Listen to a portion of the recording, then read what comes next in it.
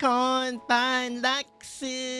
Watashi wa Akira Lux desu. Hi everyone. Hello, hello. Hope you're all doing well. I'm doing better. Hiya, hiya. I am coming off fresh off the heels of seeing the Blue Archive news. Oh no. I want Kiseki swimsuit. Oh no. It's very cute. Also Shun, can we talk? This is a very interesting way to do the form change. But it's not fest yet. That doesn't stop the matter of fact. You want Shun or Shuni? The answer is both. But I want swimsuit Kiseki. I need her. Would do both, honestly, fair. Kiseki has birthing hips. It's okay. So there will be another unit for Summer Fest. Oh no. Oh no. I'm scared. Who can possibly be Summerfest? Oh no. You have someone intel for it? Oh boy. Fest? It's Blue Archive. It's swimsuit acrylic standees. Wait. Oh, there's more merch? Ah, shoot. Oh no. Oh no. I'm thinking about, I don't think I've ever bought Blue Archive merch. I should. I really should. Oh no. Oh no. Makoto and Satsuki Summer for 100 peoples and Ibuki and... Dude, I think Summer Ibuki, I think would break the fandom. There would be so much... There would be a lot of tears if we ever see Summer Ibuki. Oh, I can't wait. If that's true, I can't wait for that reaction. Oh no. Oh, let me see this. Wait, that's Susu Anisu? Oh no. Okay though. Oh no. Oh no no. Morning fellas. Hello, hello. The suit Mika in the corner. Hold on, I'm getting... I should buy... I should... So like the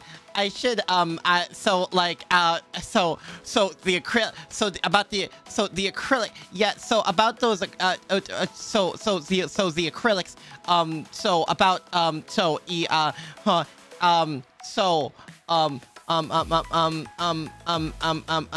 acrylics, how money, yes.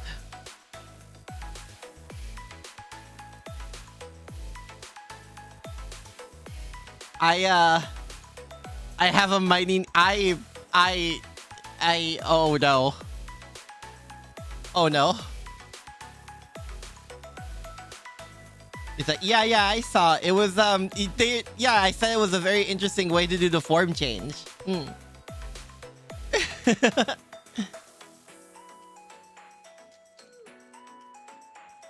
That's why I mentioned that, because you get to have both Shun and Shini.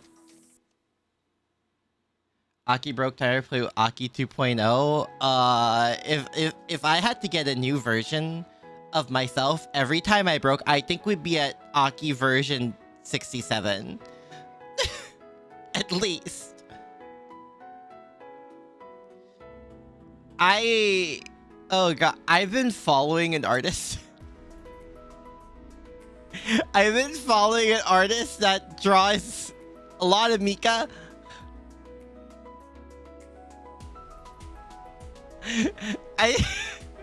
Hold on. I'm not Delulu. What are you talking about? It's not like I'm a whole Imajoshi or anything. No, so it's not. The F2 units in one is possible with changeable forms. You wish for Terra and not Terra students in what unit? That would be interesting. Hi, Fake. Good morning. Hello, hello. Hope you're doing well. Chotto. Let me see here. Nope.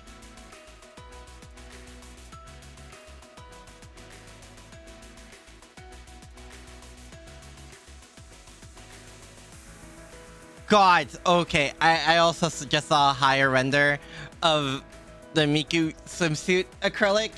Oh no. I'm not okay. Also, Koharu, how far does that line go? Jesus. Did I say Miku? Did I? I feel like I'm very easily gaslit. I said Miku? Oh. Well, time to jump off a bridge. time to jump off a bridge for my own cringe. When GSC is playable, she could change forms from real to fake, become Syrian headcanon. We'll see. Because, like, this is only the second time they're using the form change, and it's already in a very interesting way.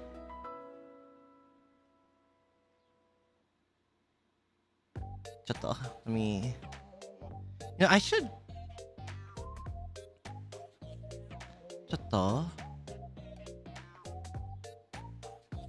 For how far the line goes, refer back to Pizza Hut Koharu. That's true. That's... That's very true!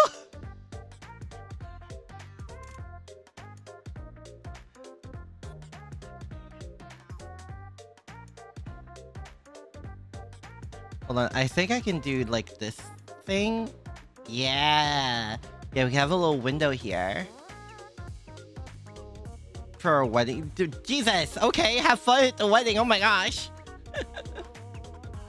When is my wedding with Mika? Oh, I also did, like, that, the profile thingy that's been going over the Blue Archive Twitter for a bit. But first, nope, wait. Whoa, okay, hold on. Chotto. That was not what I expected to happen. I'm a professional streamer. I'm a professional streamer. Why is it like this?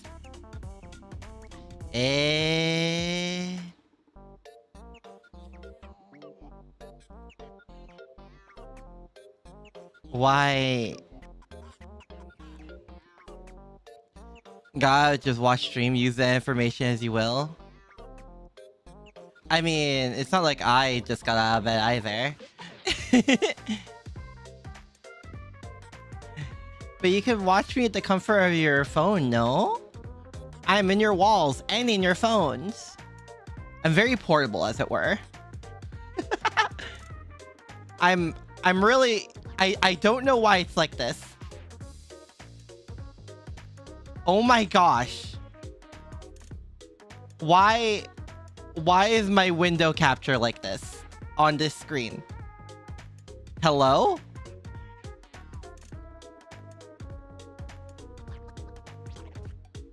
Is there a way to, like...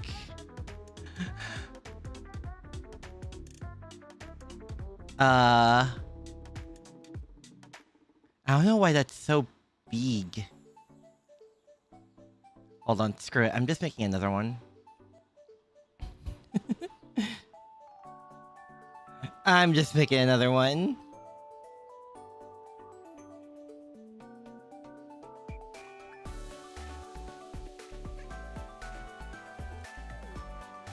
Yep, and then we're gonna... Whee! You can't post... Oh! Okay. That makes sense. But yeah, oh my gosh! I need this! I need this so bad! Mika! Mika's so cute. Oh, I like how she has the gifts you can gift her in her little like transparent bag. I also like how they gave them different swimsuits. It's so cute. It's so cute. Did I catch? Yes, oh, right. I forgot to mention, I saw the last episode of Amazing Digital Circus in the movie theater. I was able to catch it. I didn't want to go into a whole tangent because I didn't want to like spoil anything by accident. But it's really freaking good. You got work soon? Oh, I'm sorry. Good luck at work. I love Mika so much. I don't think you guys understand. Okay, maybe you do. But gods, Mika is my everything. But yeah, if you don't, oh, okay. I did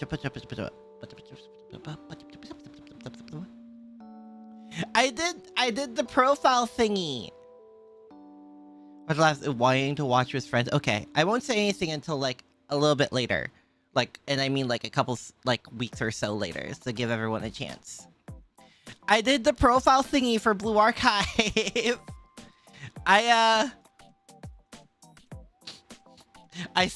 think it was Afterbirth. I saw Afterbirth's profile on Twitter. I'm like, oh, I want to do that, so I did. And now we're here. It's really well detailed. Like, oh my gosh.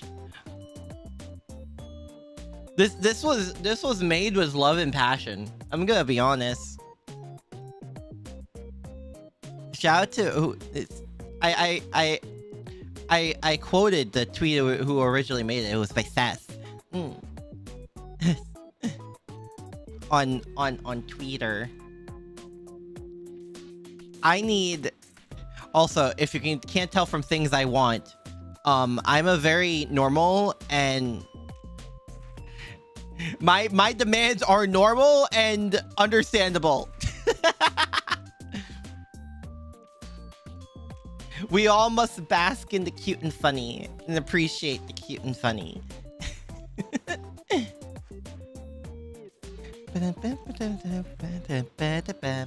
Has everyone been keeping up with their raids as well? Love and passion sounds like the BA fandom to me. Yeah, I love the BA fandom. I know I've talked about ad infinitum about how I usually avoid fandoms because I'm like, I don't know, sometimes those guys scare me. But I really like the Blue Archive fandom. You guys are paced as hell.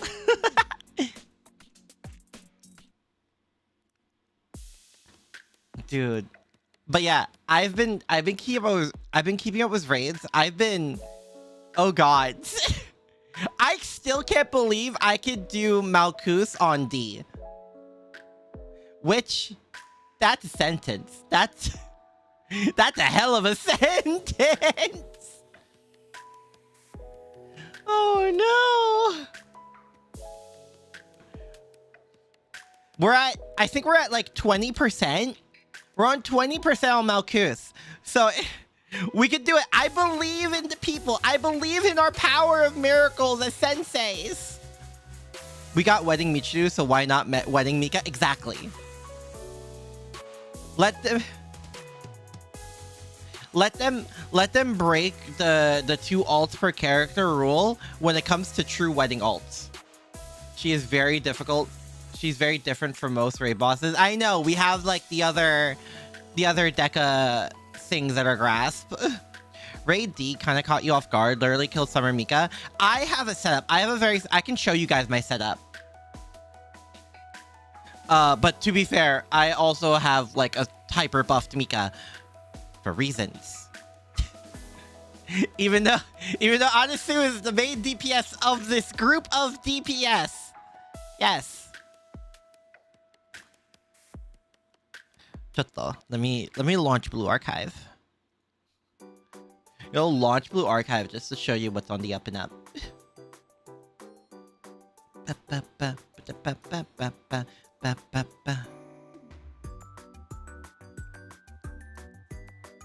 We're gonna do a quick thing so I don't have to switch screens. I could just... Yeah.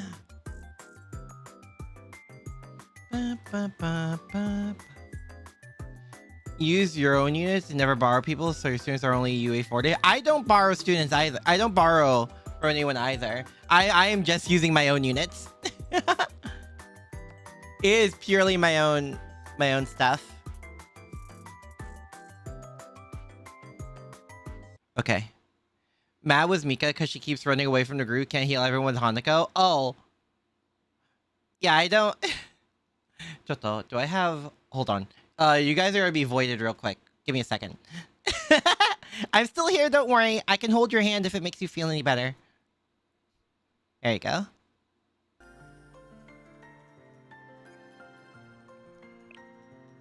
Yeah, so I have the...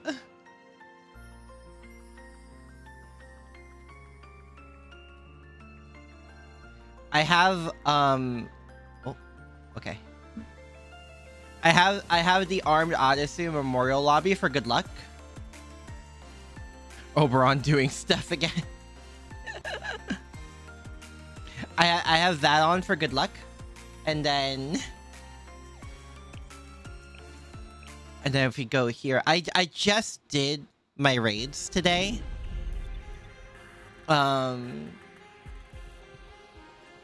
So if we go into mock battle, wait, is it not capturing? Hold on. What the hell? Is it frozen? Yeah, I don't know why. There you go. I don't know why it's doing that. Yeah. Okay, now we're good. I don't know why it did that. Get Malkus, mock battle. So I have... it's Dress Hina, Swimsuit Mika, School Neru, and Armed Adesu, with Reisa as my healer and Kisaki for the Adesu boost. Kisaki also helps me when it comes to building up the different attack damage bars in the second phase. Or everyone's step. Yeah, it is everyone's step. I know some people use Adu instead of Dress Hina, but it's basically the setup. And I'm able to do it. I think my best time was with like 30-ish seconds left on clock. And then, so what I have it set up is I do Adesu's charge up twice, and then Reisa's heal. And then by that time, the F1 should be ready, or like the first Deca charge. So I use that. In the middle of that animation, I use Kisaki to buff up Adesu, and once its like little pillars are gone, I use Adesu's charge, and then I just spam attacks with primarily Mika and Hina. And then her second phase happens, and then I use Adesu's charge laser, her charge beam of light, is able to go from 0 to 100 for the special bar. Mika only takes 2 hits for the elastic bar to go up, and then I use Kisaki for Neru and Hina, whoever is up at the moment, to deal damage for both light and heavy bars. And then once that's done, I just spam Adesu. I double charge Adesu, Kisaki her, and use that while spamming everyone else's DPS. Is actually Aru. Yeah, I know a lot of people use Aru instead. Can't do enough damage. Everyone can't do enough damage until you realize that you never actually level up their talents. Oh, you'll just try to make it. Oh, yeah. So the difference with that is that I have UE 60 Hina with max talents, max equipment. Obviously, yeah, maxed out Hina, maxed out Mika. Almost maxed out skills, UE 40 Neru, with all the damaging equipment maxed out. Adesu I have almost maxed out except for her basic attack, and then she has 20 in HP and attack and maxed out equipment. Reisa's maxed out equipment at UE UE40 with mainly her EX skill maxed out. I think it's the most important one personally. But that's me. I could be wrong. And then I have an almost maxed out Kiseki who's only at 3 stars.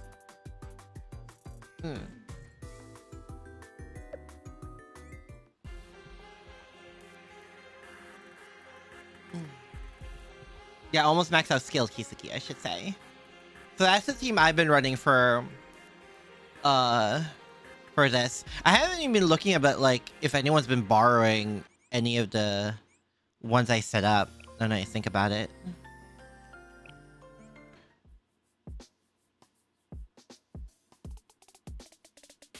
Well, people are using Mika.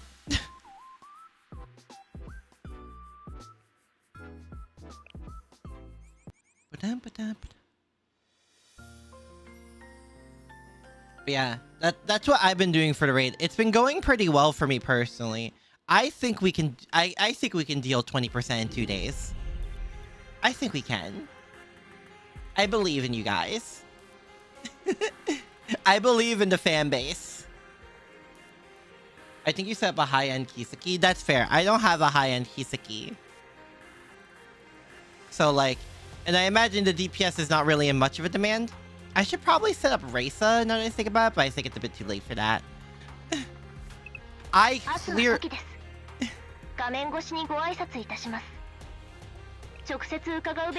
cleared out the secondary shop basically. I entirely cleared that out, and now I'm trying to catch up on this because during the normal Deca raids, you guys obliterated the bosses so fast that I barely got all of Toki's LFs. Like, just barely. I should probably grab the gifts now that I think about it. I think the gifts will be a bit more useful for me.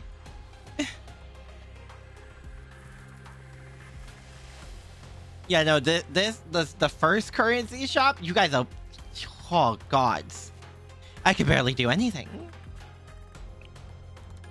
But I clear out the secondary shop, which gives me a chance to get, like, some things at least.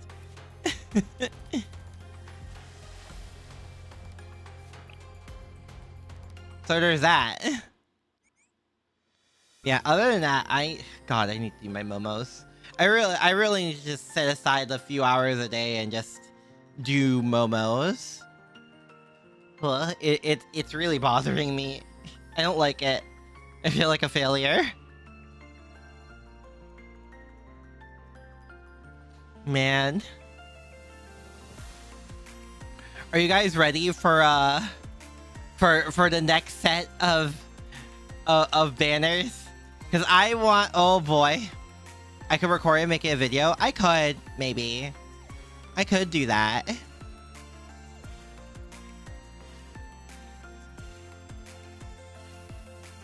Because there's a lot of momos I'm really backed up on. And it's a lot more than 206.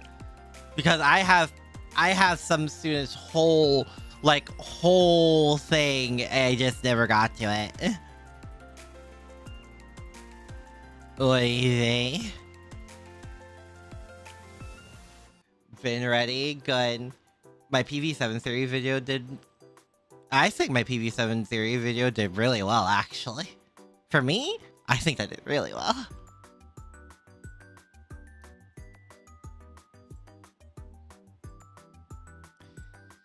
Oh boy. My fear is after the next set of banners. Because it's like, how much can I save up? Do you think I can get up back to 90,000? I don't think so. Not by the time, I think, is the next set after, Dress Harga? Is that the next set? ちょっと?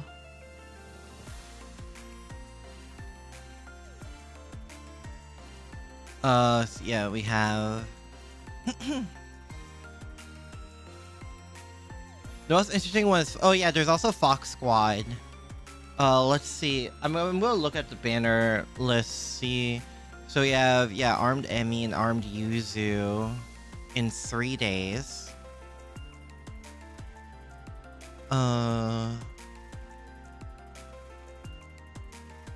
Then we have Nier and Pajama rerun. And then we have, okay. Who? Looks like, okay. Rena and Konoka. And then we have Bunny Toki. Okay.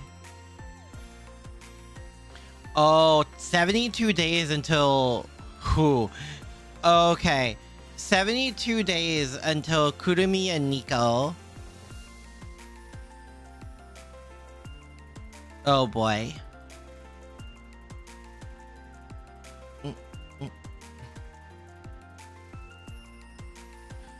There is a part of me that really wants to pull for Fox Squad. But at the same time, I don't know how far Dress Haruka is after Fox Squad. Do we only have on the other servers? Is it only Kurumi and Nico so far? Cause I don't know. I know a lot of people want Nico, and then and then also a lot of people want Kurumi. Fox Squad was highly anticipated for good reason. Otogi is free. Honto. So, okay. Isn't Fox Squad Fest? It doesn't say Fest on the website I'm using. It just says limited. Yeah, it just says limited on the where I'm looking.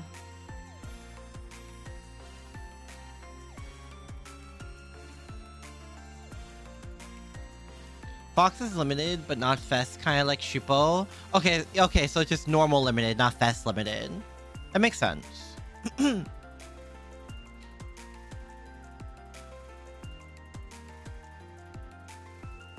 Wow. Are you surprised? I mean, I guess with how anticipated they are.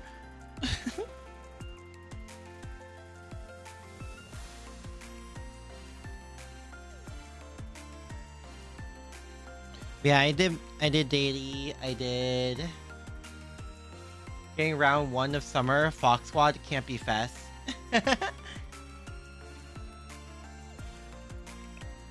I have been, oh god, guys, I've also been grinding. I've been grinding resources, which is never what I thought I would be expecting to do in this game, but here we are. I'm back at 57 credits. And then if we go into items...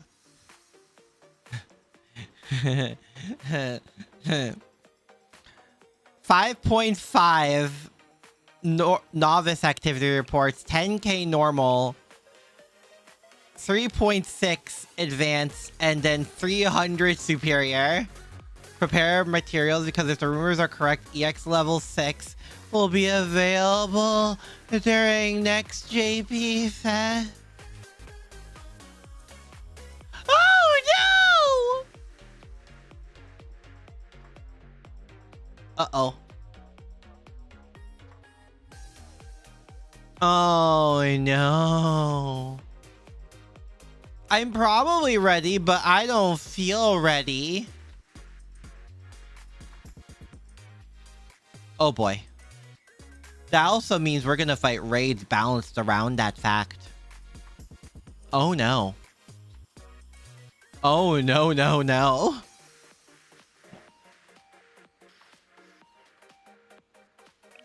Oh dear. I'll be fine, right? Yeah, I'll be fine. Oh, if imagine this damage of level 6 key. Ah! That's the one thing. I'm like, Nika's gonna do so much more damage. People already have a problem with the Unga Bunga Mika, which I mean, like, fair. Also, speaking of Unga Bunga,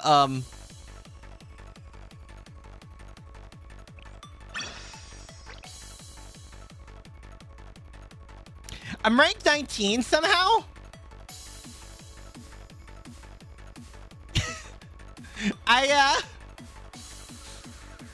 Yeah.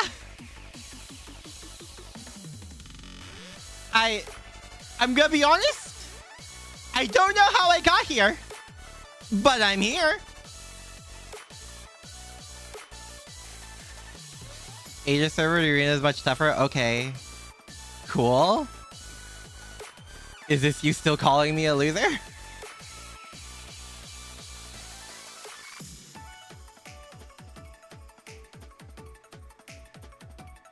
Alright, it just sounds like you're just trying to insult me half the time. Gee. I don't know how I got here, but I'm appreciating the extra stuff for... I'm appreciating the extra coins and the extra pyros. So, like, you know, I think the closest I've gotten to top 10 is like 11. Like, literally 11. Which, unfortunate, but I don't know how I got here. Well, back to top 1k. It's okay, Nihilus. It's okay.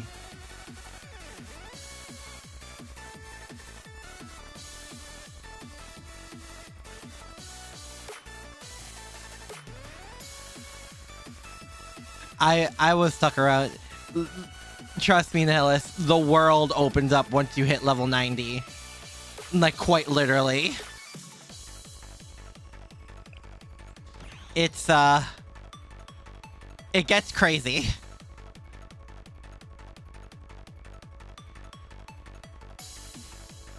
Surprise, best you ever did was close to top 250. Hontoni. Yeah, again, don't know how I got here, but I did.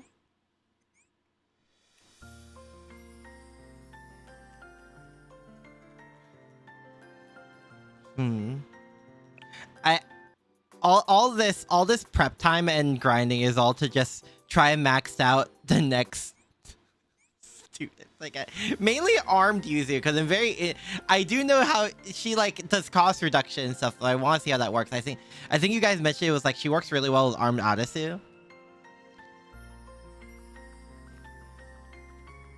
Max Summer Hanako is terrifying. Well, about that.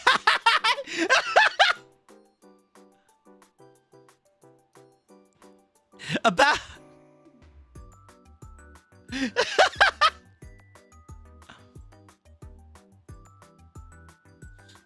I got tired of not doing well and stuff. 2 cost fan area, ungodly amount of damage. Don't forget the fact if you use enough other ally skills, she's able to redraw her skill up to like 2-3 extra times. So, yeah. What's the percentage, Bub? Yeah.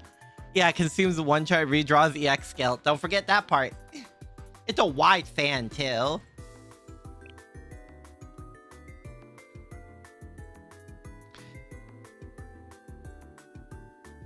The AI would just spam that because I think that's because of how auto works. Because auto goes in a specific order and doesn't consider redraw skills, I'm pretty sure. So because of that, because how often Hanako redraws her skill, by the time it loops back around to her, she already has the 2 extra water gauges. She basically has a max out water gauge. So they're going to spam their skills like the entire extra time before starting the loop again.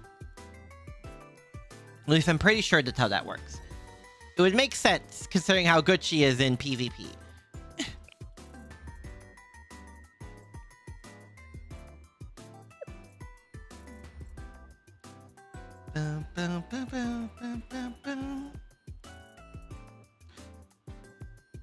I don't even know if I have the equipment materials for... Actually, hold on. Because I know I've been farming Malkus. What is my, like... Where is my, like... Okay. That's... It's the tier 6. It's the tier 6 that's, like, such a huge, like, stopgap.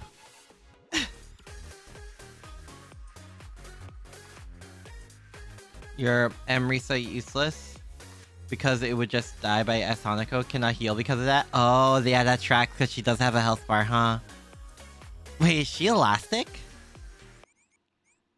Is she elastic defense? Should you tweet your... I think you should. I think it's fun. I think it's super fun. Oh, she's special. That is almost as bad. Because that's still effective damage. Yeah, that tracks. With Summer Hanako splashing her water everywhere. Yeah, it does a lot of damage.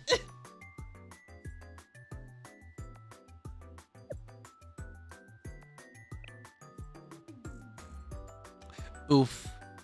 That's big oomphy.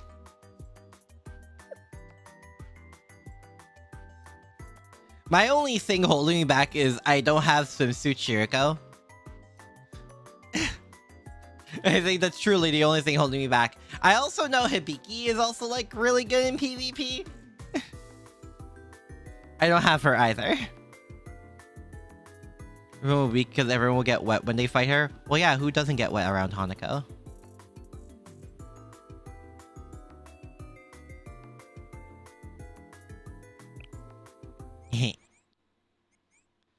Shun is apparently super good. You know, Shun is like godly in PvP because of her literally one skill. It's all because literally of one skill.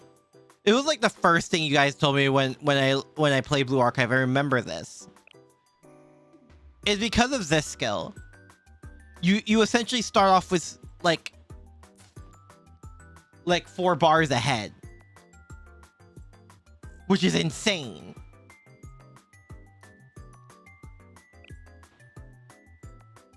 Like the main reason to go for it with Shun is because of her basic skill.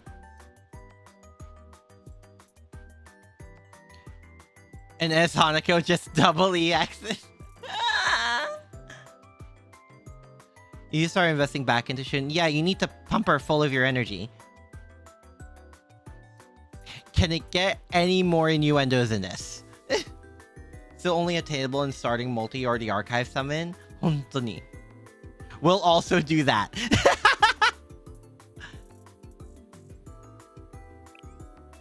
Oh, what can I max out? Oh, I can max out her watch. Nice. Like, it's worth investing for her if you care about PvP at all. She's the only starting student with no way to get her in standard gameplay. Wait, so did I just get insanely lucky when I... Because I'm pretty sure I just got her from, like, when I first started. I think that's why you guys mentioned it to me. Is because I got her when I first started. And it was all because of her insane basic skill.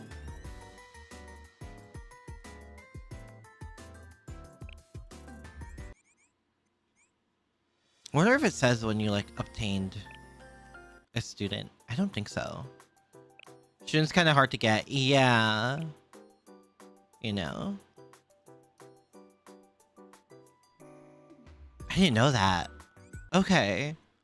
So I just got insanely lucky then. Well, at least we have archive summons, right? There's at least that, but like... Oof, good luck. Because I think I only hit pitied like twice ever since archive recruitment got introduced. Yeah, also my next go is Hibiki because I'm tryharding.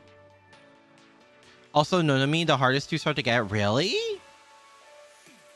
Yes, Shun is the 3-star to hit in that first multi thanks to all the ways you can build up 3 stars. Oh, damn. Yeah, because the students I don't own is Haruna, Hibiki, Susu Hifumi, Iori, Karen, Saya, and Saya Casual. I'm choosing Hibiki because I'm a tryhard. So whenever we get the next battle pass, I suppose I'll be getting Hibiki.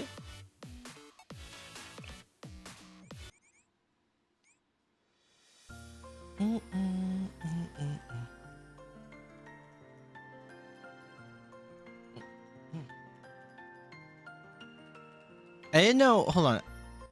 Is she really the hardest 2-star to get?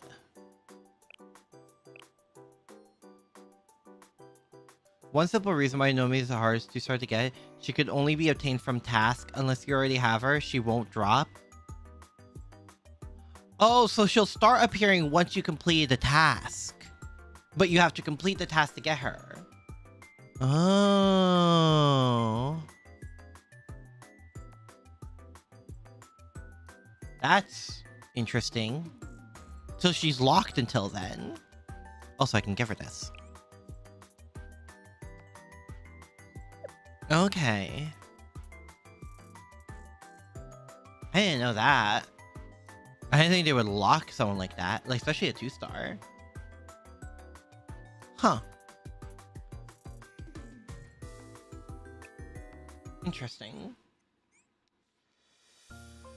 What if you tell me the only characters you have yet to pull from Archive Banner is Nodoka, Hot Spring, and regular Saya? Hontoni! Wait, so you have everyone else? Nihilus, I think once you hit level 90, you can get up there in PvP if you really wanted to. Doesn't mean it was a godsend early Ches and Notes farm. Not everyone has Chenuno back then. Oh. You have to get extra shards from expert tickets? Really? I have been doing extra tickets every now and then. I'm starting to get for school Nedu. But I've been I'm working on it.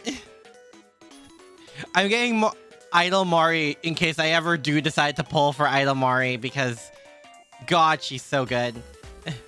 But, you know, I have priorities. They're somewhere, but I have priorities. Nonomi is treated as a welfare. Oh. How many Eligma do I have? Not much. It ain't much. It's a little oomphy. After I have not recovered from Arisu and K getting them to UE40. Same thing with School Neru, the savior dilemma. You can get 5 shards 6 times instead of the 2 of limited. Oh.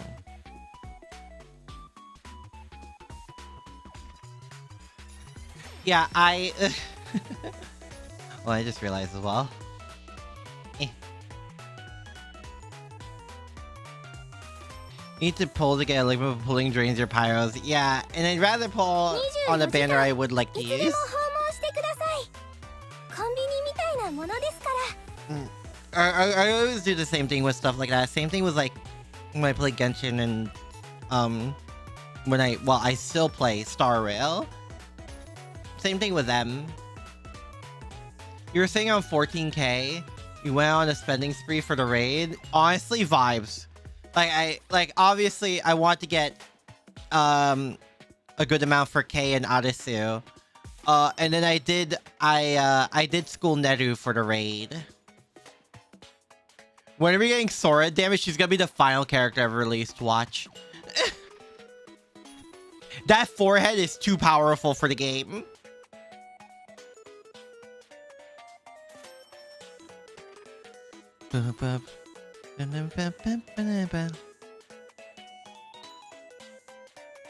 Yeah, I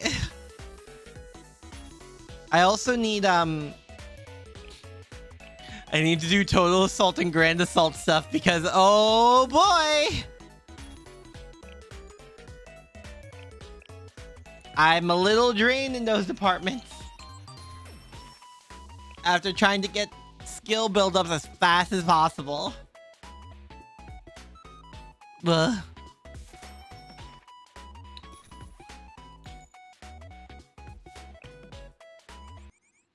Man.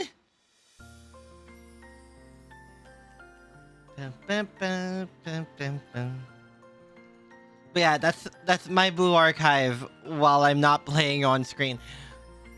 Ugh.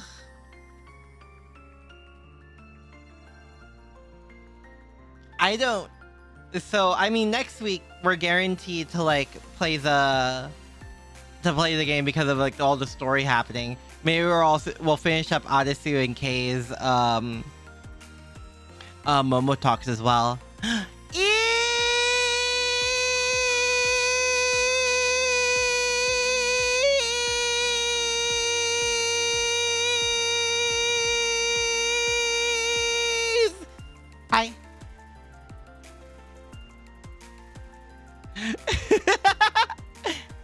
Oh, thanks for doing the shot, Nella. Thank you, thank you. How are you doing, Eve? Are you feeling any better? I hope you are. Why am I cute? I'm not cute. You're cute. Just resting today? That's good. I'm glad you're resting. I'm glad you're actually resting. No, you are. You're cute. This is a threat. Oh my gosh. Ugh. I don't know if I ever told anyone this. I think that my record of being able to hold my breath is like a minute. Like, because I used to swim a lot. And one of the things I always practiced was holding my breath underwater. I was like really young. So I think my record for doing that was like a minute. And a lot of people have told me that I have like a surprisingly good lung capacity considering I'm on my butt all day.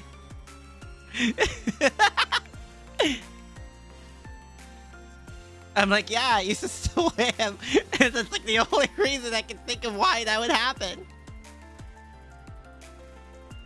Cause I could have held your name a lot longer, Eve. I'm just gonna say that. I've also been told I have like a small mouth for my body type. I don't know if that has something to do with it. Yes, Eve.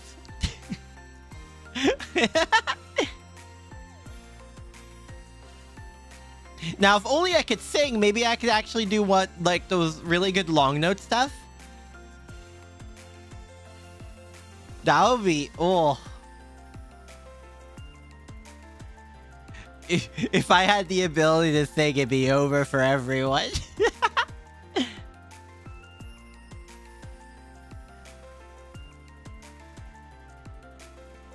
I just, you know, I can't do notes. I used to be able to play an instrument, but like I forgot how to do that too, which sucks.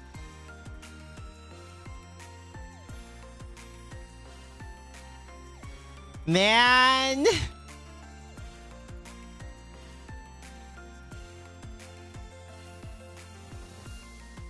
Oh, then you have passed it. You think.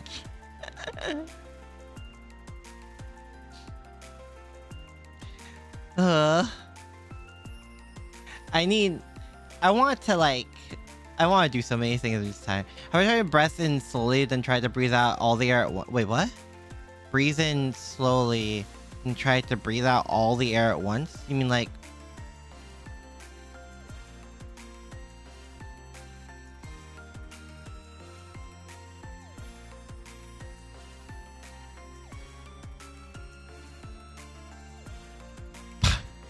like that?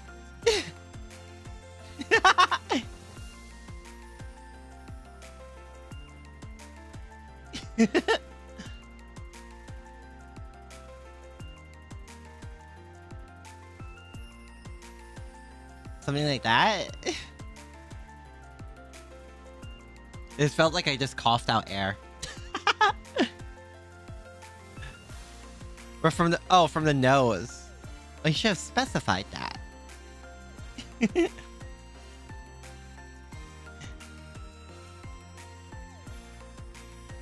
You should have specified that in the first place. I also need to get back to Star. I need to find. there is like I left Star Rail on a cliffhanger, like on the cliffhanger, and now we're gonna. When is the summer event, or like Annie? When is the Annie event? When is OC3 happening? Do we know? Do we have the date for OC3 in FGO? I don't know. It's like next month-ish, right? Is that it? Cause, oh god. I've been using like my pods and stuff. Just so, oh, my money. Think Summer first and OC3? I thought it's usually Annie first and then Summer. Am I wrong? Well, Summer is sort of OC3 at the same time. It's very funky. There's also the concern of when Annie drops that I don't think I'm ready for who shows up. OC3 is right after Summer. Oh. Oh no. Annie, then Summer, then OC3.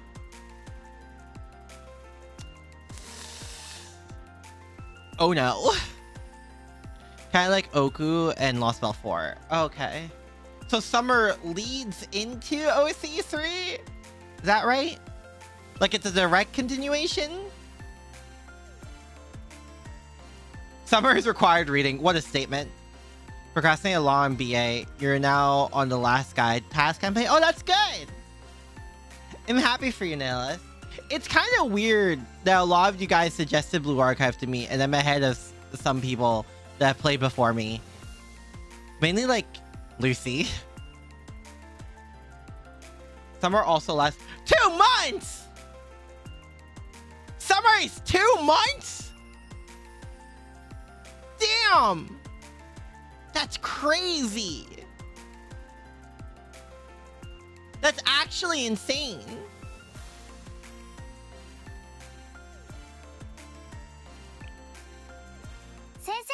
OC3 stuff. Fair. Oh wait, what? I just want to see the guide task. This is new to me. Oh, it tells you like the event stuff happening. Oh, that's cool. Procrastinate a law and story because it was hard to find time for story while at work. No, that's valid. That's so valid. 72 days of silver apples. Oh no. Yeah, I did.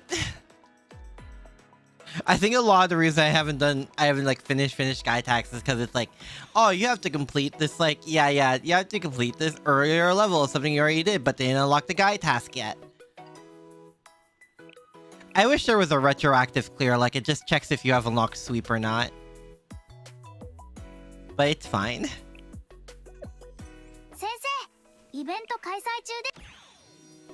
Yeah, oh yeah. Oh boy.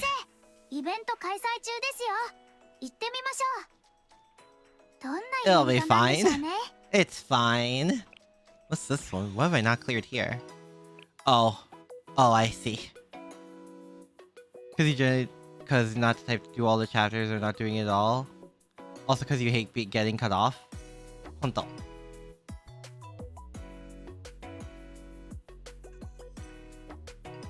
Aki, singularly happy to know what you unlocked. Oh, you got volume F? Nice. Are you ready for peak? Or are you to like curl into a ball in a corner and cry like I did? If you said it before, but Summer and OCC will disappear for a few months. Yes, you mentioned this. After its run, then become main interlude in March.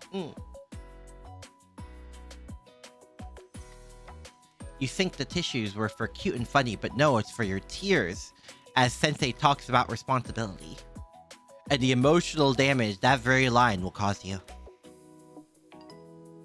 As it continues to live rent-free in my head! It's been how long since I've done Volume F? Ugh. I still think about that and tear up a little. I'm not gonna lie. Which, I know I have the ability to cry on command, but like, that genuinely tears me up. It's so, Volume F is so peak, man. Speaking of F-Go, your 4-star look is still cursed? Honto. In what sense?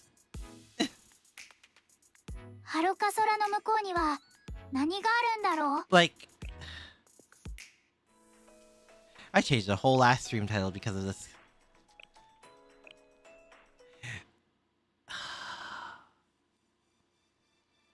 Man!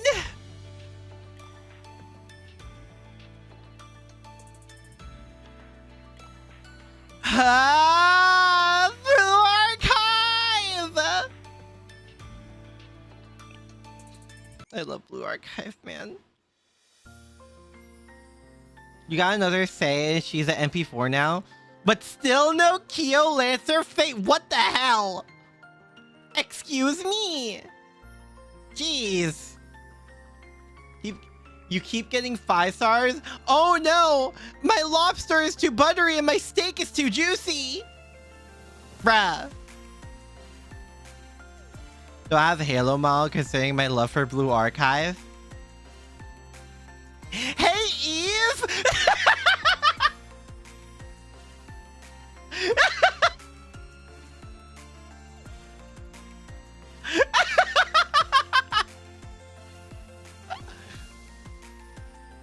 Don't at her! It was a joke!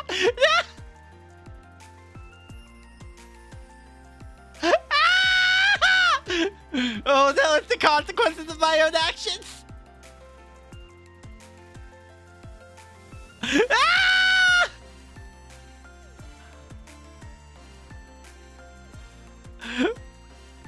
Now I want to drop myself under a rock. I'm sorry.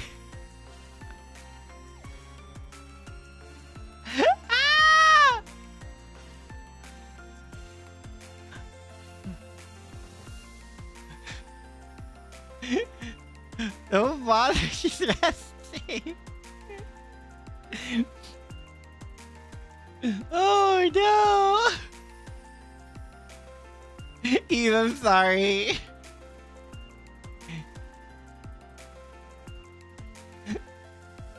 Oh no. Oh, that's just...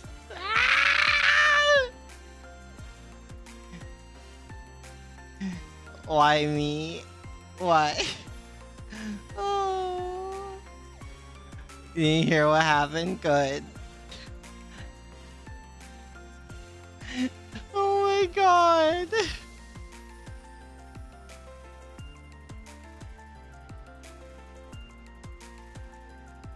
Bruh. Why are you guys like this? Why? I love you guys, but why? What did Aki say? It's not exactly what I said. Oh no! Nothing. I love you guys, but what the hell? I thought I was supposed to be the one with... What's it called? I forget terms. I'm really bad with terms. I thought I was supposed to be the one with no impulse control. Chat reflects streamer. I thought you guys were supposed to reel me in.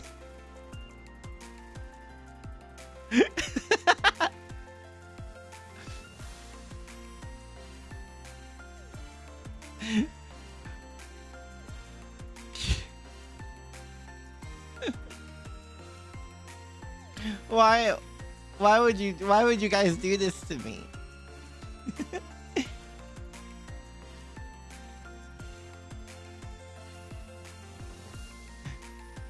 Oh, well, that... I'm happy I streamed.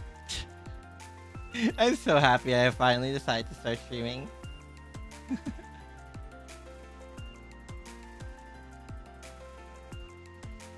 For one, I wouldn't have gone to play the absolute peak that is Blue Archive. Oh, I never finished my whole thing about Mika. Yeah, I follow the artist called Linear,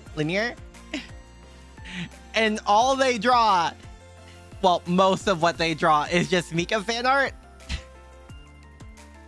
And I sometimes find myself scrolling through it because I am delusional. I mean, a completely mentally healthy human being.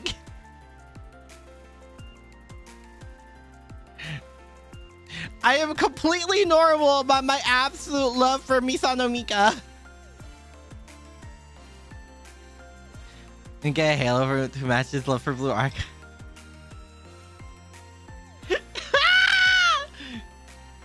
Why? Not my own mod. Oh no.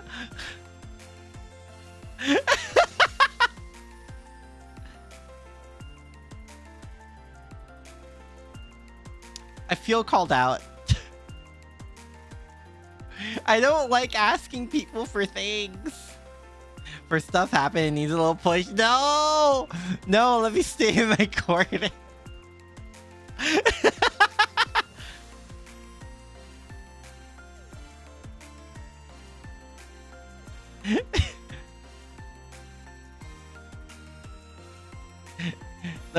I don't like... Hi. Let me stay in my corner where I could be a little weirdo. What, Maidaki? Oi! Urusayo! Urusayo! Did I have any place for Kazu drop after Space Fetish and XX Alter? I don't know, man. I don't know. Kazu drop is really cute. But my... Oh no. Because I don't know. My polls in Fate have not been good. They have not been kind to me. Willing to fund it? Ah! Why are you guys like this?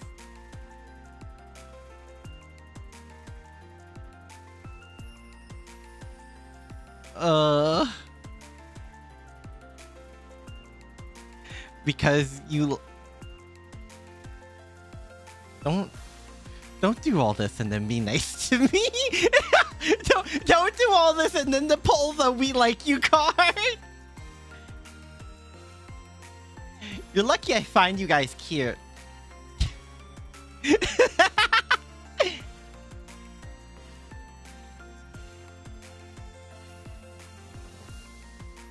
Oh, we have the floating Odyssey, and I just realized it's Odyssey floating in the middle. You doing? Oh, I don't know if you guys probably know this. I think about it.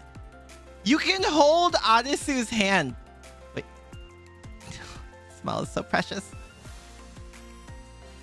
You can, if you click.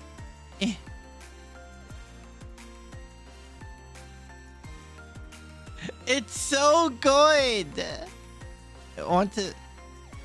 Would you guys do hand holding with Odyssey? I would. Am I saying you wouldn't fund Lucy if she started FGO? Dude. I've already tried. I've told her about Gilgamesh. I'm already trying here. I'm already trying to get that girl into FGO. Listen. We've come to the conclusion. She likes evil men like how I like evil women. And that's basically what it's come down to.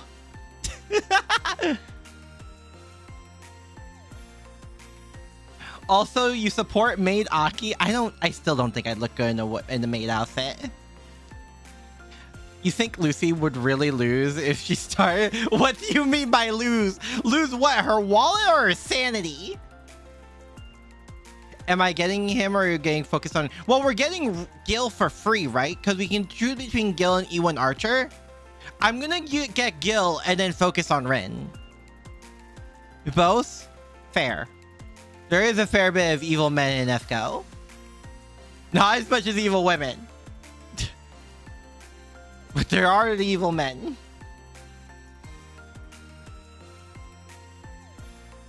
It'd be really funny if she did and she became a Gil fan while I'm a Artoria fan. It'd be really funny how that works, if that's the case.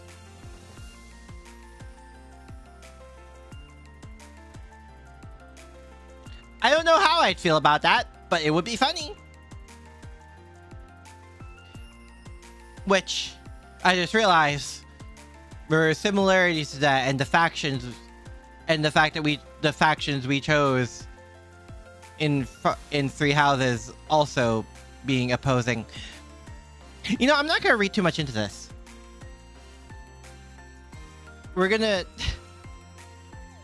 moving past that. We're gonna move past that one. Oh god. There's also like, oh god, Fortune's Weave. So Fortune's Weave, if you didn't watch my collab with Lucy, is apparently gonna have, they've advertised it as 4 routes, which scares me. Because every time they're like, oh, this is gonna have X amount of routes, it's always 1 route more. There's always the extra route. Because Fates was advertised as 2 routes, and they're like, haha, teehee, there's actually 3. Quality non-short. But, and then they say, oh, 3 houses has 3 routes. Actually, screw you, there's 4. And now they're advertising 4 routes. And by the track record of their own patterns, there is a chance that Fortune's Weave is going to have 5 routes, and that scares me. Oh no. It's probably gonna be the 4 main characters initially, and then either one of them is gonna have an extra route, or there's just gonna be a 5th faction entirely. I don't know.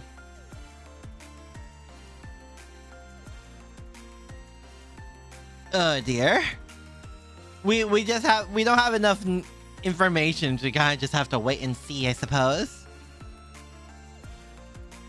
The question will be if I'm going to stream Fortune's Weave. I streamed Engage. I know I streamed like almost all of Engage sans the DLC. And I played it on hard classic because I'm... Guys, I can't play Fire Emblem on normal. I cannot play Fire... I'm gonna sound like such an elitist. It's too easy. Fire Emblem on normal is too easy. I don't have to think. I just have to pick any random unit and go. And it works. I want to think. I want my actions. I like my anime chess. I like my anime chess games to have, I don't know, at least somewhat thoughtful movement. Is that weird? Is that a big ask? This is stemming from the fact that Lucy doesn't know how to play chess. Like, at all. Basically a usual visual novel shenanigans, like every visual novel does that. Wait, and what? Oh, you mean the different routes? Well, yes. But like, Fire Emblem isn't a visual novel. It's a strategy RPG. Thinking is overrated, but I like thinking. What was Fire Emblem? With Fire Emblem, I like thinking. I like my anime chess game.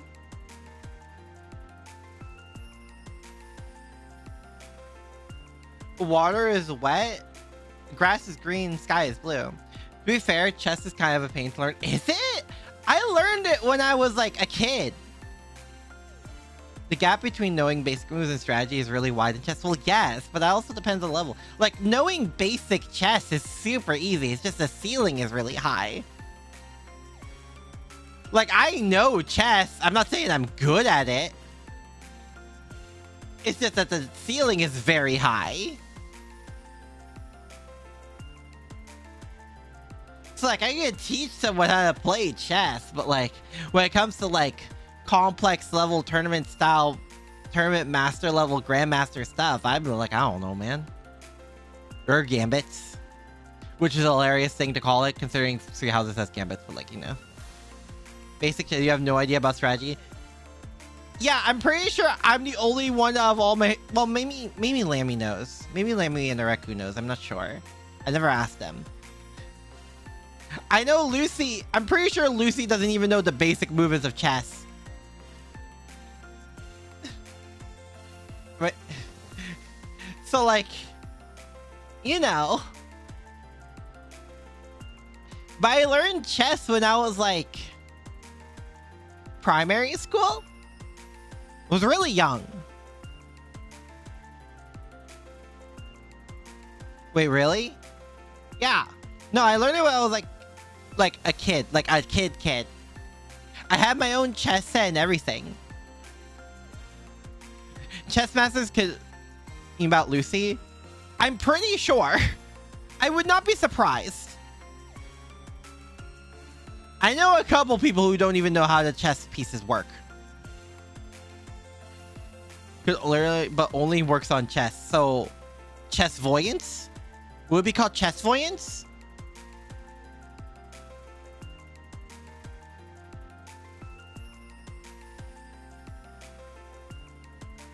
But yeah, the amount of people I know who don't even know how the chess pieces move is more than I thought.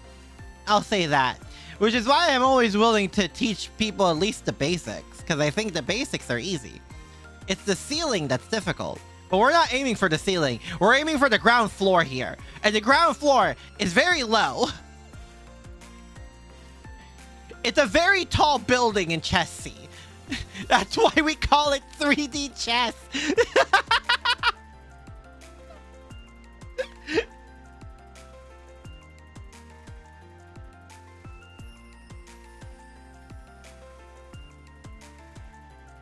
Listen, there's a reason I fell in love with Fire Emblem when I was also baby. It was because I literally immediately clocked it as anime chess with math. Yes, I like math. Simple. And, well, I mean, Fire Emblem is also just simple math. For the most part, Fire Emblem is also just simple math.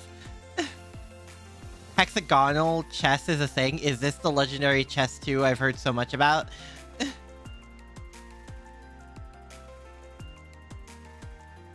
Out of viewers, do I think I could beat any of us like duel monsters? What was I say, master duel?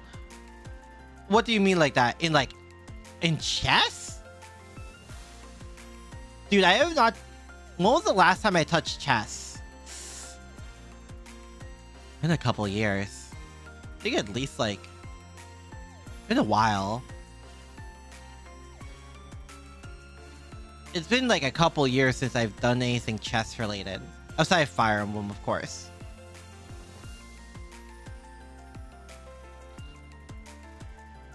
Lucy claims you get very passionate about Fire Emblem, so you... I do! Oh! The hearing Lucy and Fire Emblem reminds me of something. I'm mad. Every time I remember this, I get so mad. You touched chess was like an hour ago. It was... Okay. Hold on. Where... I need to show you guys something. I get so pissed when I remember this. Thing called Sovereign Chess that has 10 different colors. This is Advance Wars? I get so angry. So Lynn, right? One of the most popular Fire Emblem characters. I love her to bits. She's my favorite Fire Emblem character of all time. She sucks in her own game. She's not Roy. Oh, by the way, Roy is also absolute garbage in his own game that he's the Lord in. I want you to look at this. I want you to take a look at this real quick. When I get... Oh my god. It pisses me off so much. Where...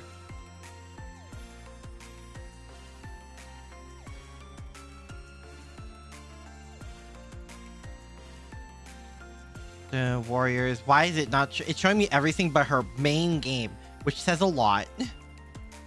There it is, the Blazing Blade. Roy at least gets to bust his sword. He gets to bust his sword at the very end of the game that you have to... Oh, that you have to beat... you have to meet certain conditions to even get the end of the game. He is a sword-locked infantry for the entire game, and he gets his promotion late at the same time. I'm very calm. I'm calm.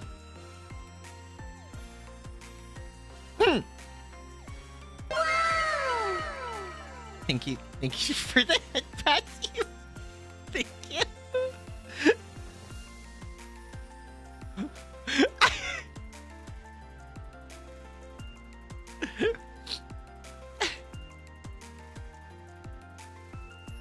I didn't mean to crash out like that.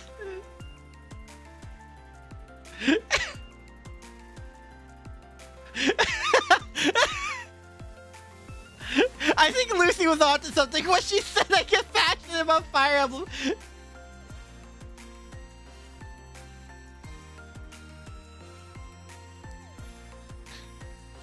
Maybe she was onto something.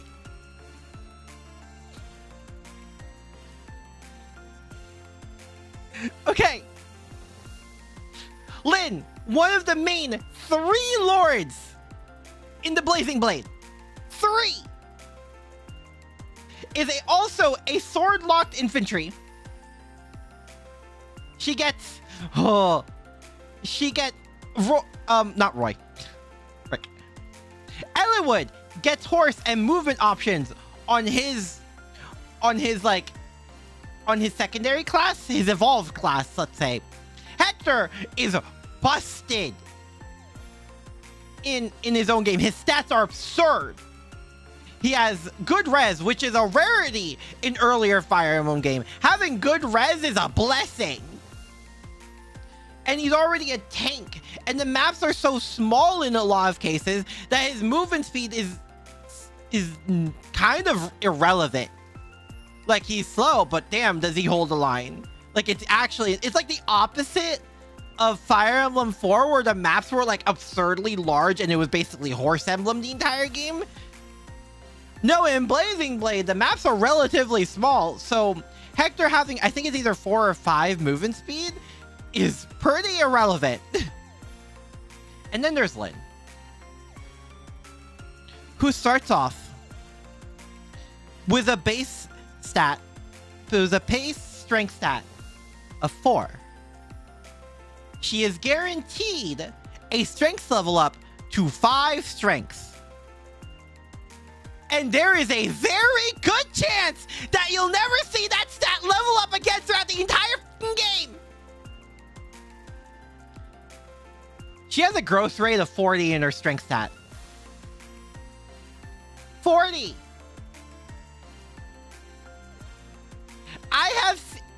I have seen and heard of playthroughs where Lyn's strength stat gets so trash that she is able to do quite literally nothing in the final few maps. And then there's her weapon. Her legendary weapon, the Soul Kati, that's meant to be used on the final boss. What does a growth rate of 40 mean? It means that every level up, she only has a 40% chance to raise her strength.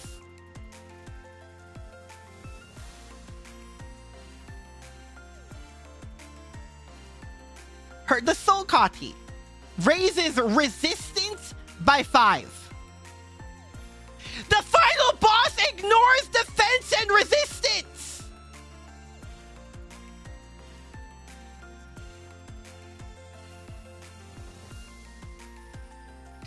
Legendary weapon, my ass. The weapon she gets, the Mani Kati, at the very start of the game is better than the goddamn Soul Kati.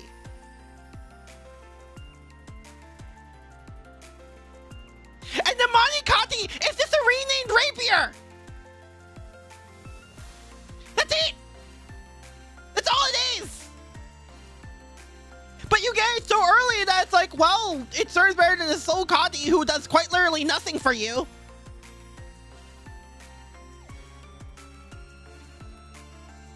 Okay. This is her game. This is the game she stars in. The only time she's actually good is like in Fire Emblem Heroes, and that's because she gets the waifu buff. Because she's popular. And it's a gacha game, so of course the waifu buff exists. Don't at me. I'm not wrong. We've seen it. I was there for the Camilla incident. I still played the game.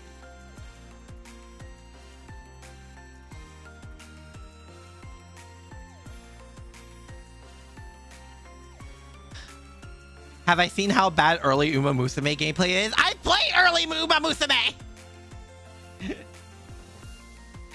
Streamed it once, never wanted to touch it again. Oh. Okay, no, that's incorrect. I played it a bit after that, and then I dropped it entirely.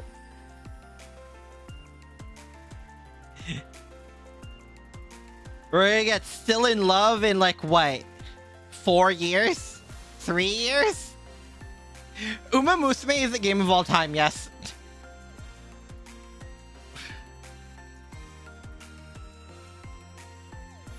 Listen, I'm on the theory that like female lords outside of heroes get so screwed at some level, and it shows, and I hate it. There's Erica, who's blessed with a horse and a sword that all kills most monsters and rips the final boss in shreds. I mean, Erica is the unfortunate case of being the best female lord, one of the best female lords, but that bar is so horrendously low. The bar to being a good female lord in Fire Emblem is hilariously low. Because we have Celica, who like, oh god. She low-key becomes she gets manipulated by the main villain, who's very obviously manipulating her. Freaking gets possessed only to be saved by Alm, so she's a damsel in distress in like the last legging of the game. She's also in a much easier game. Yeah, with Sacred Stones you can grind. Not all the early. I think Sacred Stones was that the first one you can grind in, I think. Every other game, it's like, well, those are your stats. Good luck.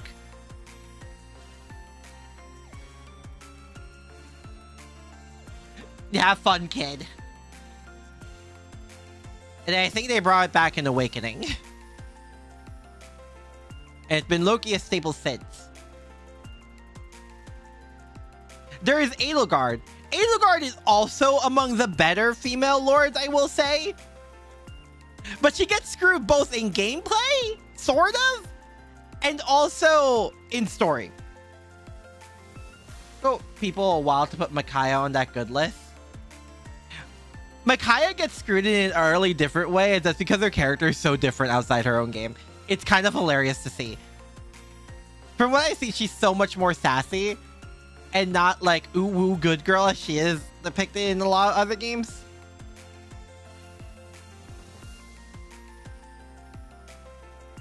But like with Edelgard, despite being the main advertised lord in Three Houses, like they were all advertised, but Edelgard was advertised as like the main lord. She has the shortest amount of story in her own path, which you had to like be really perceptive to unlock because it's very missable. Like if you don't go to her coronation, you cannot, you're locked out of her path. And that's it. And then I think everyone else has like 30, 31 chapters. Edelgard gets 28. And they leave the biggest threat, those who slither in the dark, unresolved in Edelgard's path, and they deal with it off screen. Like in the epilogue. You know, the main reason Edelgard does what she does. The people who manipulate her in every other path that you're not there with her.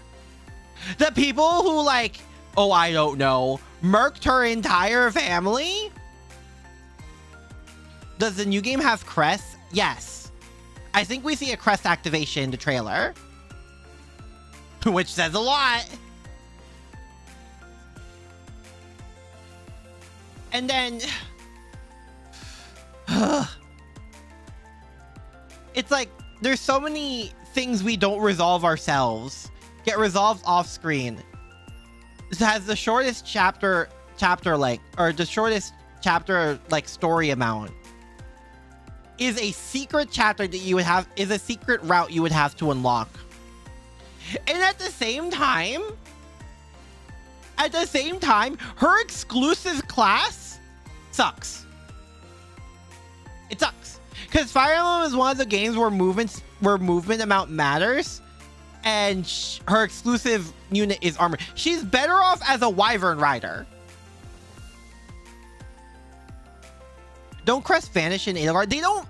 I don't think they vanish in Edelgard's ending. They stop mattering.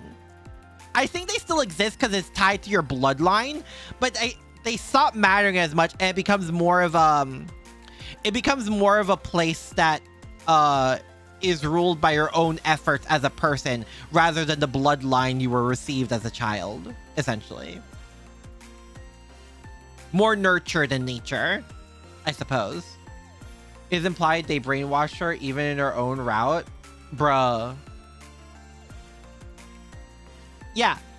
So despite being one of the better female lords in the franchise, especially stat-wise, she has Gale Force. She's broken. I won't deny the fact that Edelgard is absolutely broken. As long as she's not in her own exclusive class.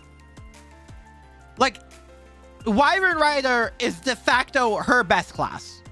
And yes, I'll admit, Wyvern Rider in general is broken in that game. You can absolutely break that game in half with Wyvern Riders and Bow Knights. But it sucks to see that a class catered to her specifically sucks. And it's partially because armor just is not good in 3 houses. Whoops, all Wyverns. Sounding like fate around here. Hope we're not in France. Hi, Joe. Hello. Hope you're doing well. Welcome to the fact that I get way too passionate about Fire Emblem sometimes. Thought that crest and stuff like that kind of vanished when Fire Emblem died. Maybe you're remembering it wrong. Well, the Fire Emblem in 3 houses is also a crest. Because I think the only thing that happens is, in Edelgard's route, is the fact that our hair turns back to normal. Which I think implies that Thosis leaves us? I'm not sure. But I don't think the crest vanishes. I don't know. They could pull a thing where Fortune's Weave is low-key like the golden pass we never see. Who knows?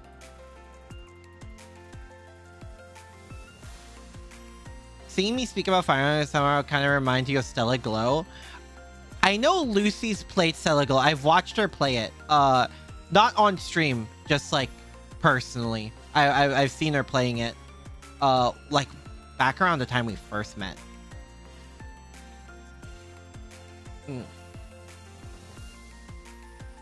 Because that name does sound very familiar to me, but I've never played it.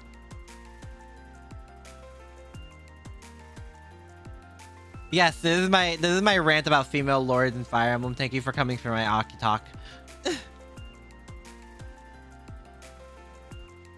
Oh my god.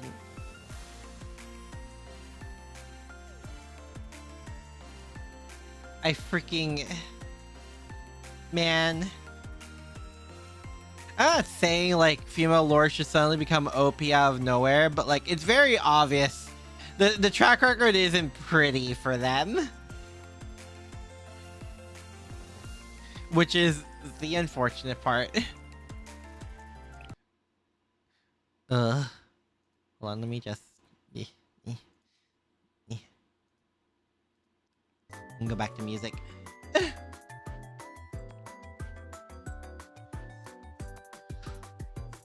I never thought I would have that vent on stream.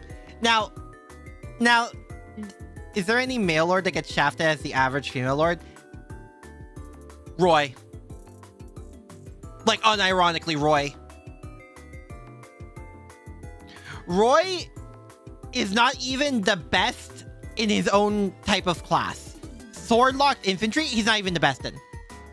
Because you have Rutger, who, there's a reason they call him Critger.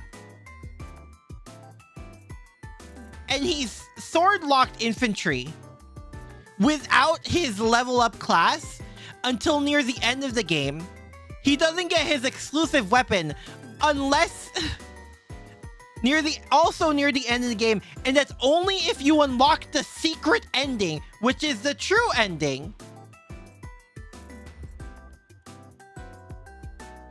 Yeah, no, Roy. Roy gets shafted so hard. It's not even... Sigurd? It's kind of difficult with Sigurd because his thing is like... He doesn't get shafted. He's more... Because, like, the story they were telling makes sense. That Sigurd wasn't supposed to be, like, this perfect lord. And it's kind of the point. So it's kind of... And Sigurd isn't, like, the... It's difficult. Sigurd is this weird, like... Jagan that's also a lord. Because he has Jagan level stats and classes while having the lord buff. But he's not meant to be played for the entire game. Yeah. So Sigurd is kind of this weird middle ground where he serves his purpose. But he does get screwed in the sense of, like, the story screws him over. But not in the same way it screws over a lot of female lords. Yeah, you're talking about the story where he gets... Yeah. No, trust me. I know what you mean. It's just... It's kind of this weird thing where, like... It's sort of meant to happen, and the main lord of that is Seliph. It's not like Lynn or the others where it's meant to be all their stories together, and like Lynn is with you till like from the beginning of the game to like the end of the game, you know? So Sigurd is like that weird middle ground. Also, at least when you do play a Sigurd, he's good. You know? You don't get that with some of these characters. Lynn. I'm mainly talking about Lynn. But yeah, Roy, despite his popularity, and he's really cool, and I like him too. Absolutely one of the worst lords in his own game.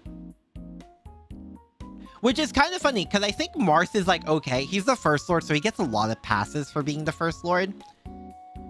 And Ike's broken. Like, Ike is just really good from what I've heard.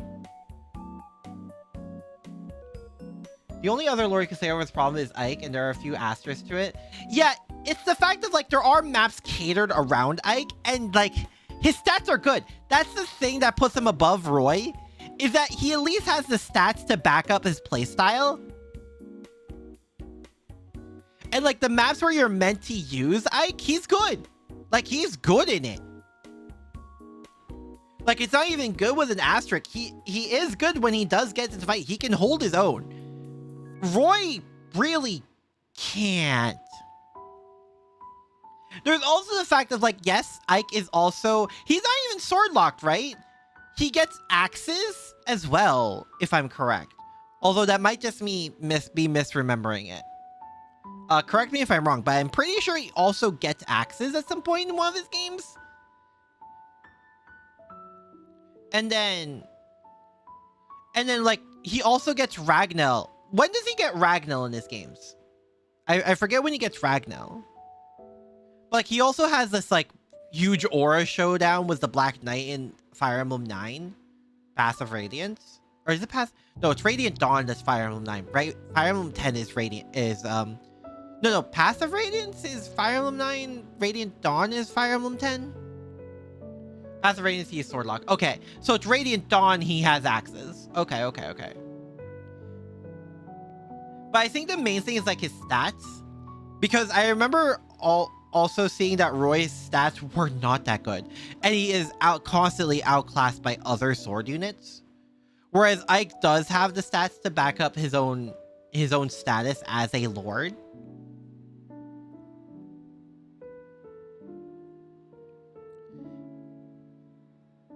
In Passive Radiance, he gets it during the Black Knight showdown, and you get it for 2 or 3 more maps. Huh. That does... I think it comes down to stats if we're just comparing which is more than Roy. It is more than Roy? Oh, yeah. Yeah, it is just final map, huh? Whew. I think that Aura showdown with the Black Knight does do wonders for Ike as a character, though, and how he's, like, depicted alongside the rest of the story. I don't know. It might come down with an aura thing as well. Because despite Black Knight aura farming literally the entire game, Let's not lie here. There's a reason why his theme is iconic. And there's also a reason why I still remember that one line in Fire Emblem Heroes about the Black Knight against Ike. The son of Gawain, Ike. He now is my prey. The fact that Ike holds his own against someone like that is insane. And gives Ike a lot of points. Which I know in reality you have to do this weird... You have to time it really well and you're getting healed. But like, it's still a huge fight near that end of the game. You know what I mean? Ike is a much better unit than Roy, but without Ragnar or Aether, he's not the god fans believe him to be. I think Radiant Dawn also mixed our perception with Ike a lot if we're excluding that. Because in Radiant Dawn, your main lord for a good chunk of it is Micaiah, and you fight Ike's mercenaries. And they're trouble. Like, they're unironically, like, really good against you. Which serves also a lot of, like, points towards Ike, because you actually, unlike a lot of lords, you fight him as an enemy. Right? In that, I think it's like map 13. Is it map 13? Chapter 13? And because I also know about the memes about that one archer. You need both for him to kill the Black Knight and Ashnard. Oh. I should play, like, Fire Emblem 9 mode these days. Everything I've seen is from watching it and then hearing about it. But I think it would be something I do in my own time.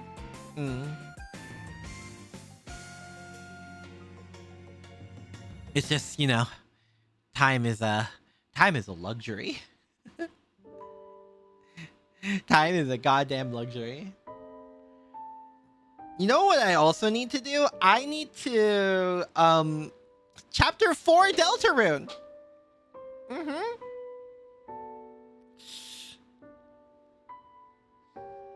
I have not played chapter 4 Deltarune.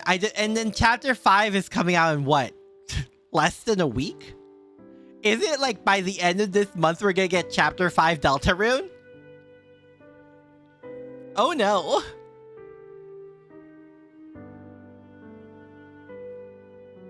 That oh no.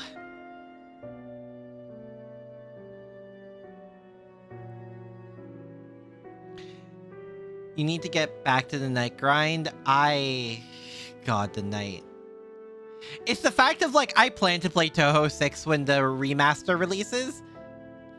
If I can't do the night fight, I can't do Touhou 6. I think that, because, like... Aether is a special skill that requires a special item to give it. They're in very short supply. Radiant Dawn units get it for free at 3rd promotion. Honto. Wait, Aether is a... What? Wait, other units can get it? Honto. Wait, does Aether in Radiant Dawn work like it does in Awakening, where it's just Sol and Luna combined?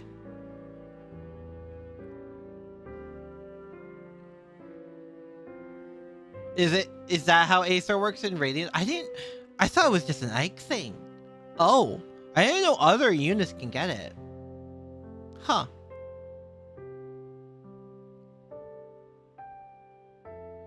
Hope to play Touhou. Arian, why do you feel like you just hate me half the time? Do you want me to not play Touhou? I could not play Touhou. Each class is a special skill. Aether is just Ike's. Ah, yes, it is just Sol plus Luna. Okay. Okay. So it is just Sol plus Luna. Understood. That's good. I didn't know about Aether going into Awakening, so I was really surprised seeing Chrom and then Lucina. Get it? I was really confused about that because I know they were meant to be Mars descendants. Do I like people watching myself to suffer? What? Do I like people watching me suffer? I just like playing games on the internet.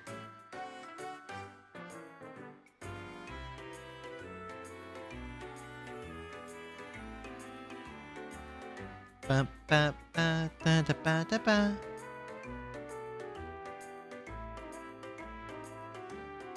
So I was surprised. Oh god.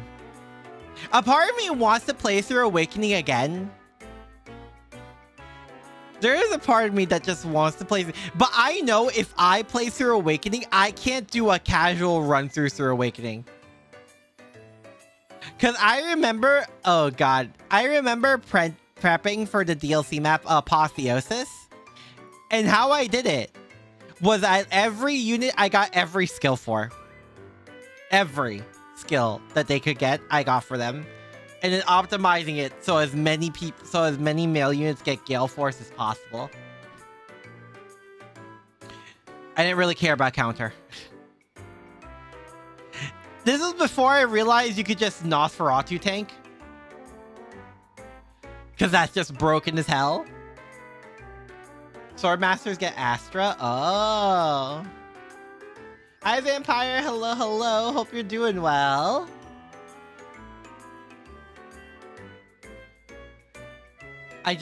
Oh my god.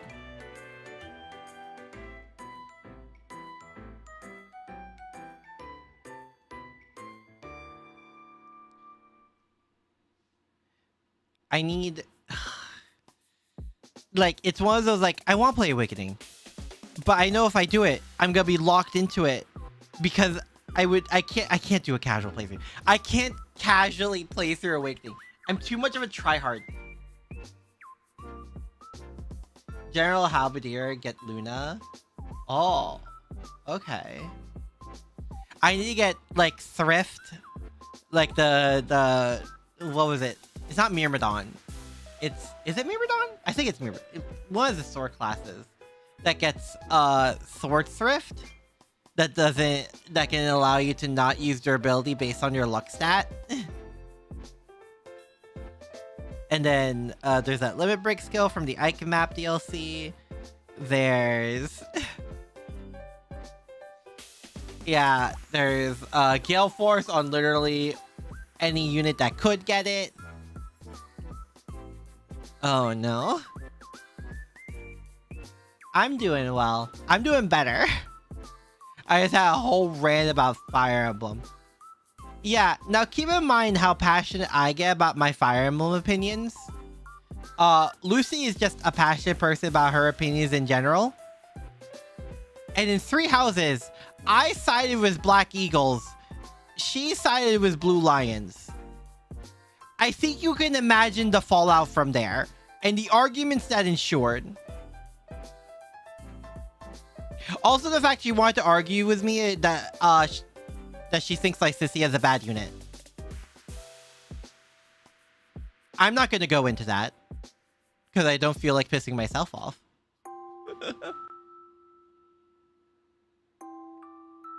There is a reason Cordelia is perfect. And she still can't get Crom because she... I'm sorry.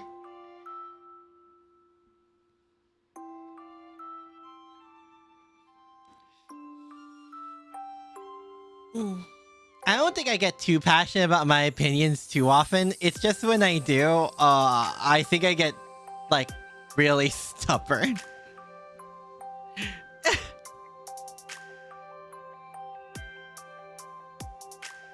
Yeah, one of our main arguments, aside from the whole, like, picking different sides thing, was the fact that I think Lysithea is, like, a top 10 unit, and she thinks she sucks.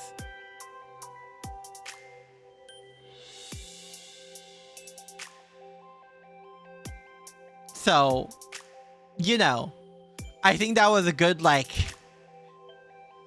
Was it like an hour or two of arguing? Something along those lines. It was just about Lysithea.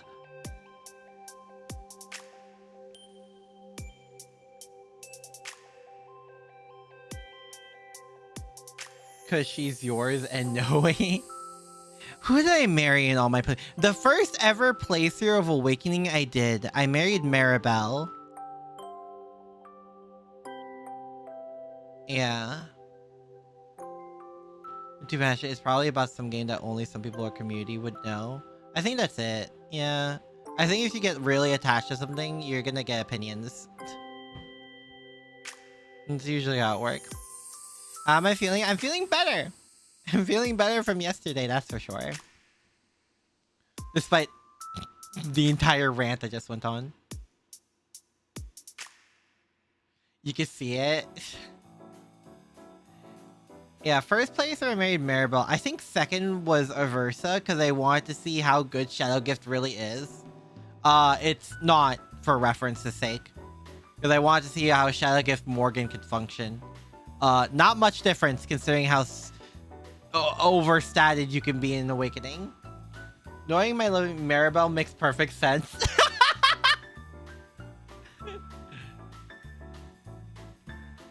Yeah, very first playthrough is the most like personal playthrough in games that I do. And it was Maribel. A lot of people were surprised I didn't like pick Sarja or Severa. And I'm like, no, I get what you mean. I get why you would think that, but I chose Maribel. Actually, I don't think in any of my playthroughs I married Sarja or Severa. Yeah. Huh. And then my third playthrough, I forget by the time my third, because my third playthrough was very much the let me get every skill on every unit, max out their stats, and then try apotheosis. Again, this is before I found out about NOS tanking. But I forgot who I did marry. I think was Olivia on that list? No. I think third playthrough, I chose female Robin to get a good third generation Morgan. And I think to get a good magic third generation Morgan, you had to marry Lauren. But that was very much for stats and stuff. I've heard people argue that Chrom's best wife is unironically Sumia, which is hilarious. Considering they're the canon couple. But I think there were some people arguing that that Olivia was also a good one.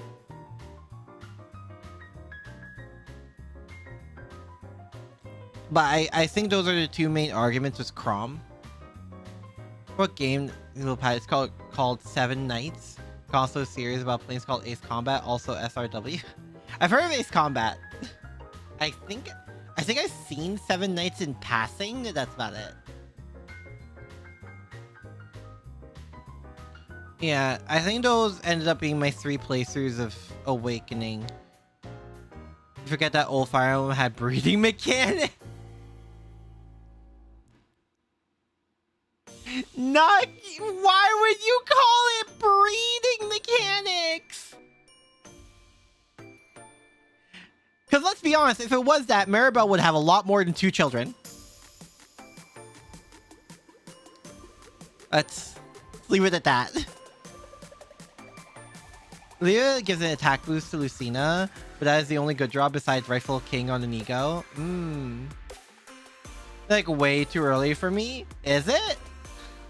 Hi Lydia, hello, hello. Hope you're doing well.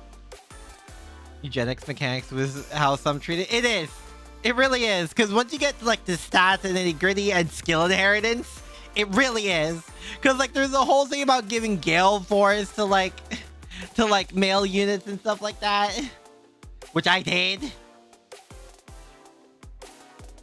Because you could, I think a whole pair, like perfect pair-ups were decided purely on whether the sun gets Gale Force or not. You said what you felt like. That's what I did on my first playthrough. Not by my third playthrough. These 3 playthroughs I did were all before Fate's release, by the way. This was still all when Awakening was still the newest game.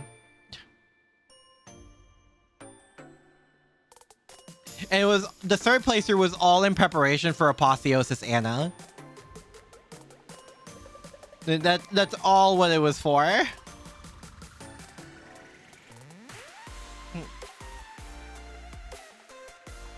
See, I'm not sure how good Rightful King is on Inigo. Plus Gale Force, that could be a combination. But you get that on Lucina, but I guess having it on 2 units, it could be good.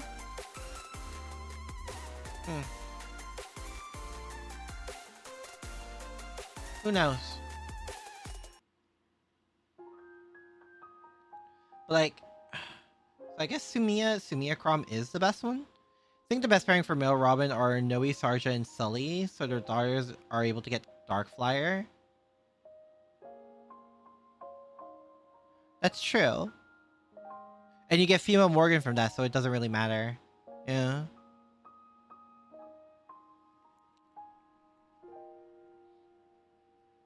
There's also, I mean, a lot of it is also thinking about like once you pair this off this character, what does that lock out for the other characters type of thing. You know, especially since someone like Robin could marry anyone they feel like. I think it does also help that that goes to the nitty gritty of like stats and stuff, especially with like if you're trying to get 3rd generation Morgan. Because I think like you go female Robin with good magic, with their best stat being magic. Go with like a magic boosted Lawrence.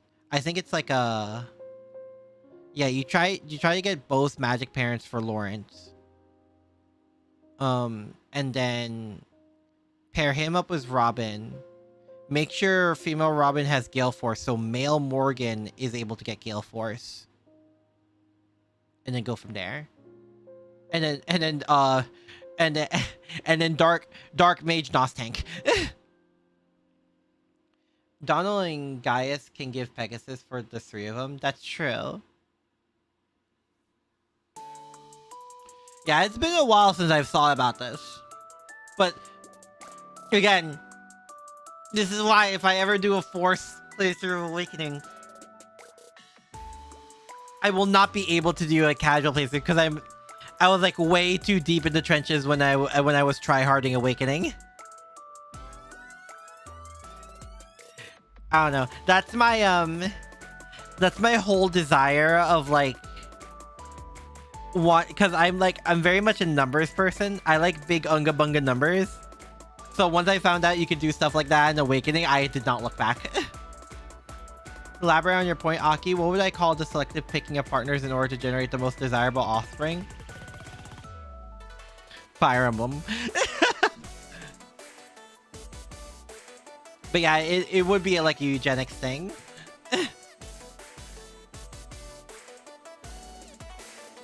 Aki got the min-max. I do. I am a min-maxer. I am a min-maxer and I hate it sometimes. It is such a curse sometimes because it happens in like the silliest ways.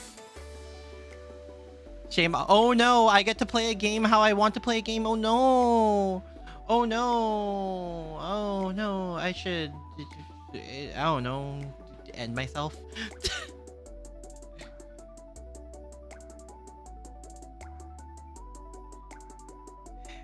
Yeah, it got really bad in Awakening because of Apotheosis. Like dying in Apotheosis the very first time I tried it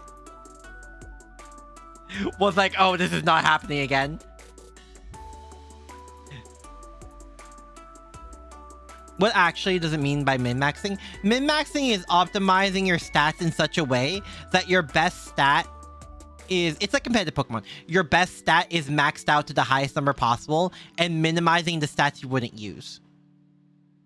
It's like, to put it simply, it's like having Alakazam. You're having 0 IVs, 0 EVs, while having on his physical attack, while having its special attack be at 252 EVs with 31 IVs. So it's at max special attack. That's the most basic way I can explain min-maxing. Minimizing stats you wouldn't use and maximizing stats you would use.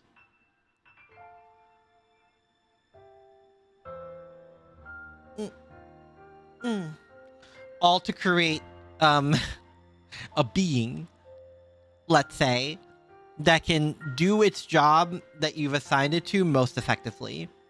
It's the same thing with like defensive walls, where you would want its defensive stat maxed out and its attack stat minimized, because you're not really going to be using him.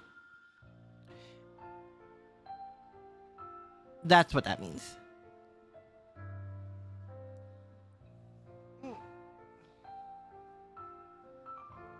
Because like I've seen people run like, I think it was Chansey or Blissey, where its only attacking move would be Seismic Toss, which is level base. It'll do a set number based on your level, which is always going to be like 50 or 100 damage then. In which case, you don't care about its attack stat, it can pump everything into defensive stats and HP. So your game could be called some kind of min-max. It can be. Because I think with Fire Emblem speedrunning, you basically have to reach a certain speed threshold for you to double literally everything in the game. And once you reach that threshold, you're essentially good. I suppose that could be called min-maxing, but I'm not sure. It depends on how strict, I suppose, you want to be on the definition.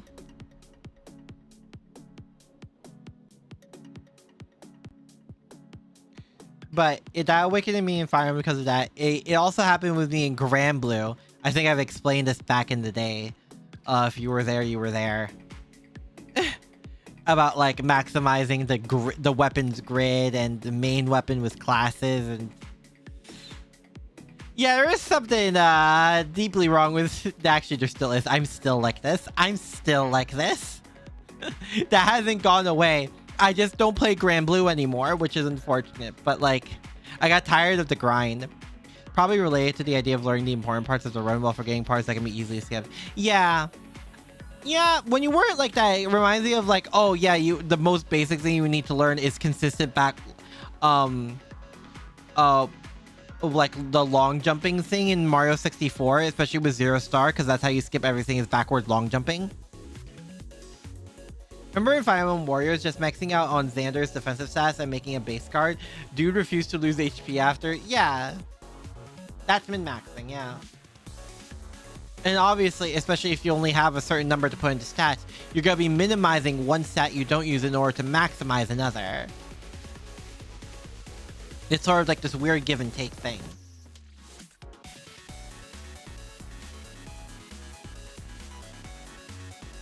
I mean... and min-maxing is primarily used in like numbers games, like basically any RPG. That, especially if it's like a limited mouse, that's like min-maxing doesn't necessarily work in Persona in terms of like its stats, because you can max out every stat on every Persona if you are dedicated enough to it. Like you can have an Arsene with max out stats with everything.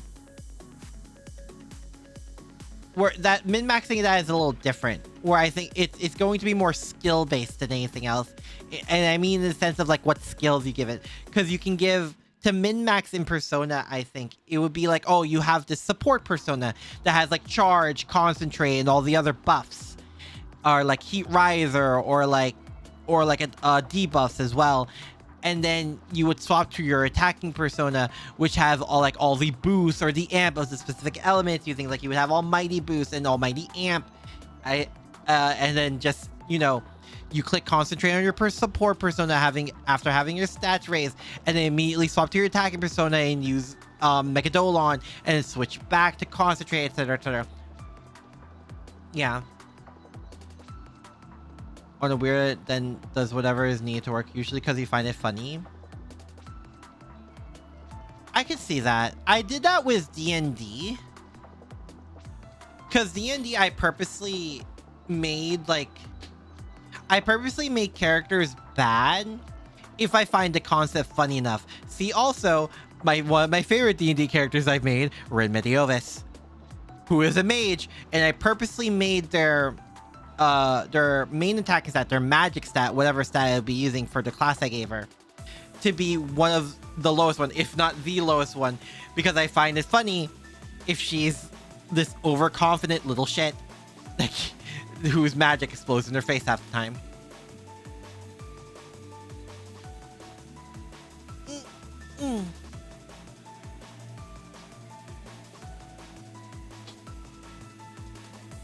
You've always preferred jack of all trades, useful in every situation approaches. I can get that, but I think that kind of dies out with me when it comes to like, oh, you can have multiple characters.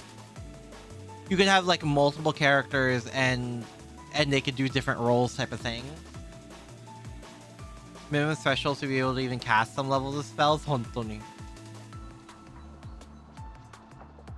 Is cheesing a somewhat form of min-maxing? I can see where you're coming from with it. Because like with cheesing, usually a lot of cheesing takes advantage of like the game's AI or some kind of coding bug. I think, at least from what I've seen, to win against the boss, or you're taking advantage of a specific weakness. Like, let's say this boss you're fighting has like absurd stats. Oh, but they're actually like weak to poison.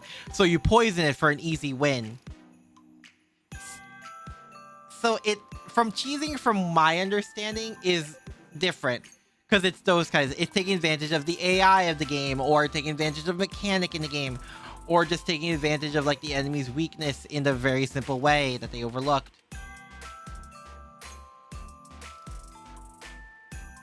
So I think that's different. I think min-maxing is like you're minimizing, maximizing stats or skills in order to take on literally everything the game throws at you.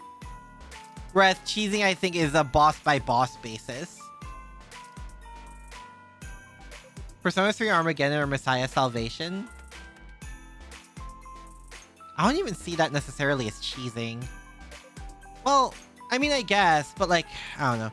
Armageddon is meant to be like cheesing, I guess. It's kind of funny that like that skill is mainly used for Reaper grinding. Remember, some bosses could be cheesed by stalling or poison, because if you never broke their shields, they would never transition to the next phase. Yeah, that's cheesing, but not min-maxing. Yeah. That's a good example of it. You're pretty sure the final boss of Final Fantasy 13 is weak to poison? Is it actually? That'd be real. I wouldn't be surprised if I like that actually reiterates them, like what I actually said as an example just ends up being true, because it's a very common thing in games, I think, where it's like, oh, they're like this, because it kind of relates to real life, honestly, where it's like, oh, there's this unstoppable force, oh, but they're poisoned, get screwed, I guess. A super boss reverse if you used it on him in Persona 2. Wait, are you talking about Innocent Sin or Eternal Punishment? Because I've only played Innocent Sin, I've not played Eternal Punishment. I don't think Armageddon was an Innocent Sin. But to be fair, in Innocent Sin, you can kind of cheese the entire game with the first fusion spell you do. The one that does fire and slash damage. You can kind of just breeze through the game the entire time with that. Using a literal chest, ironically. Well, yes. Your own stats that you want to max something no matter the cost, you get minimum values on the rest. Yeah.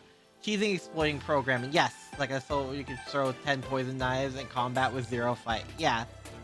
Yeah, basically, yeah. It's taking advantage of the game's mechanics. Or an AI bug or something like that. Something to that effect. I guess the best way to put it in both is like min-maxing is your own input of a character's stats. Meanwhile, cheesing is taking advantage of the game's coding. No matter what your stats are. Because you could have like casual playthrough stats, let's say, like where you're not min-maxing your levels or whatever, you don't care, but like, you're still able to do cheesing cheese strats. Philemon reverses the insta win on literally every other fusion spell, is all you remember? Oh! I think Philemon is only fightable in Eternal Punishment.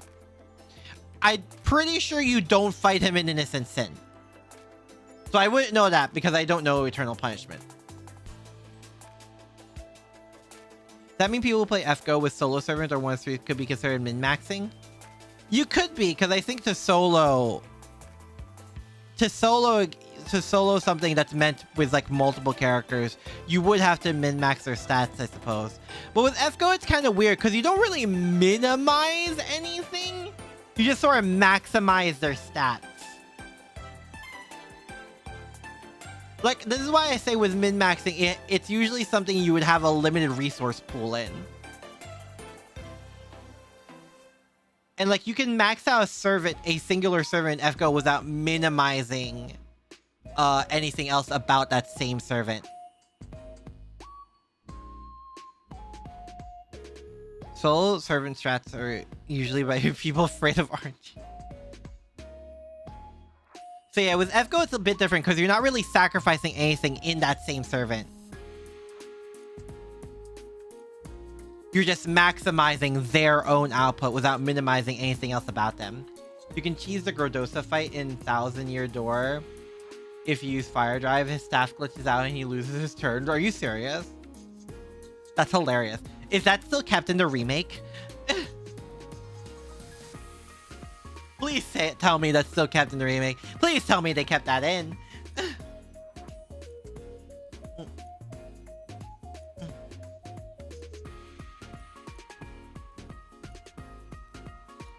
So yeah, I would call that the difference between like cheesing and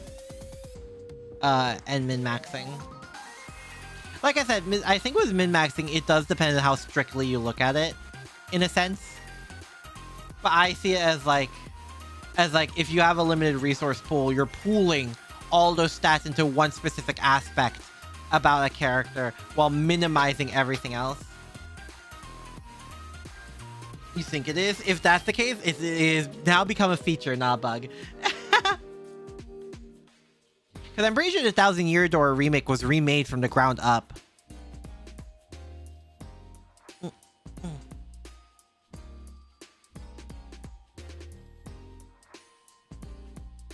It's all what it comes down to.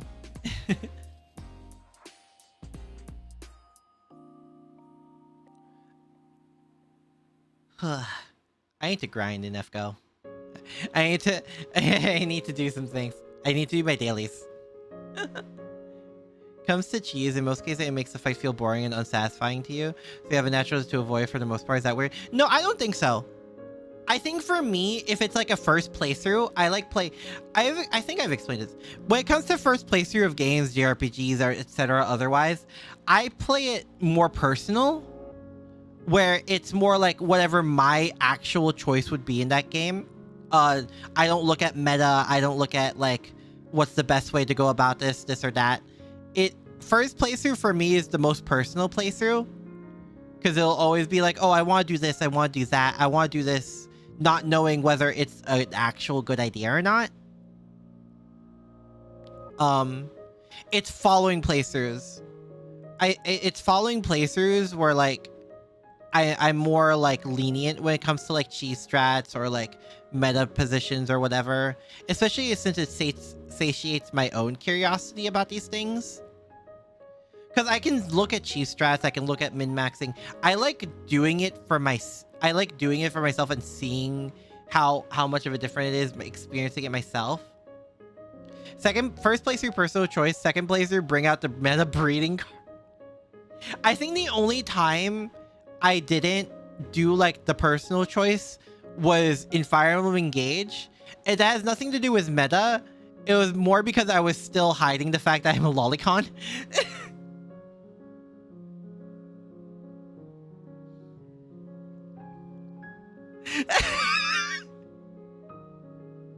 Because I streamed Engage before I came out being a lolicon.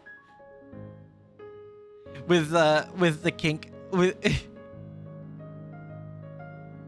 Zero Subtlety. Strawberry, have you seen the tag stream that I did?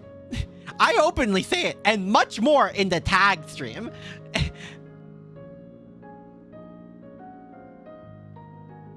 Speaking of Mario TTYD, you got an item hog. You got item hog early, and man, does chapter 1 become a bruise with all the power blocks and fire flowers? You're comfortable being myself. I'm glad too, honestly. Have I actually ever come out, or it just happened? What do you mean? Because I straight up say it in the tag stream. No, Strawberry, I could not have plausible deniability up until now. No, if you watch that tag stream, there was no plausible deniability. It was out in the fucking open. As Dark Hockey? No, it could not. It really couldn't. Also, all the cute and funny screaming I've done in Blue Arc. I've never dismissed it as like a dark Aki or an alter. No, that was all me. Artoria is not Lolicon, but BA backs that up.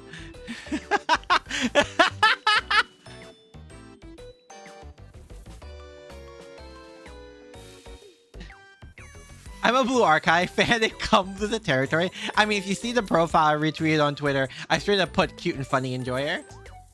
You're also confused because I hate Korin Azusa. I hate the fact that they hide it. I hate the fact that you have to consider an implication. Keep in mind, I married Azusa in my third playthrough, my Revelations playthrough. To be fair, with that one as well, I didn't really care about Azusa as a character that much. Hi, Commander. Hello, hello. Hope you're doing well. If Saber Lily was younger, she would be in danger. You act like I wouldn't Saber Lily as she is now. Granted, I would like to take her out on a lovely date first because I think she deserves the best and she's a sweet little child flower. But like, you know. Eh. So the thing about Engage that I hid was I don't regret who I ended up S ranking. But as she is now, she's just pure Artoria. Saying she's just pure Artoria is such a... Because every time I think about Saber Lily, I think about that one scene where everyone was like head over heels over her because they could not resist how pure she was. Azura Azusa. Am I saying Azusa? What the frick? Wrong game. Sorry. Brain on Blue Archive. But yeah, Azura. I didn't really care about Faith Azura. Fire Emblem Faith Azura.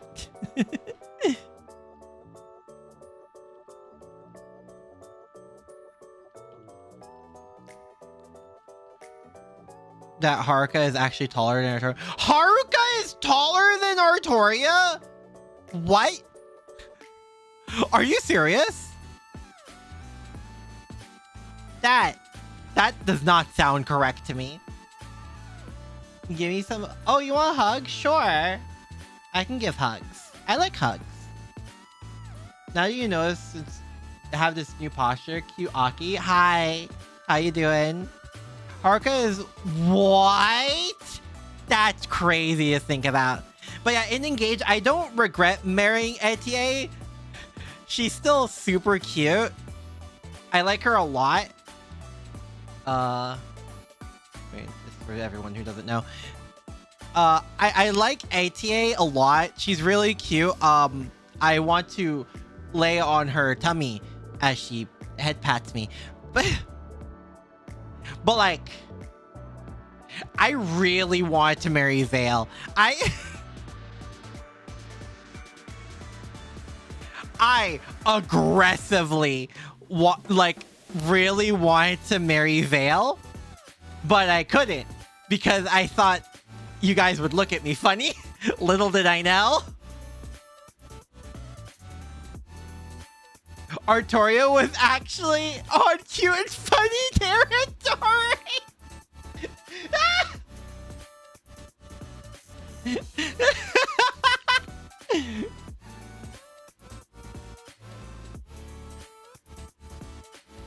But yeah, when I first played Engage, I really wanted Vale, but it took all my willpower to hide that fact. It took so much of my willpower to not just straight up marry Vale in Engage. So, you know, take that as you will. Wouldn't Nero be cute and funny given she's shorter than Abby? Nero is like normal Nero, right? You're not talking about Draco, are you? That's crazy if true. Oh, and believe it or not, this outfit is an asset. It's not a new model. Normal Nero Abby is a bit taller. What? That doesn't sound correct to me.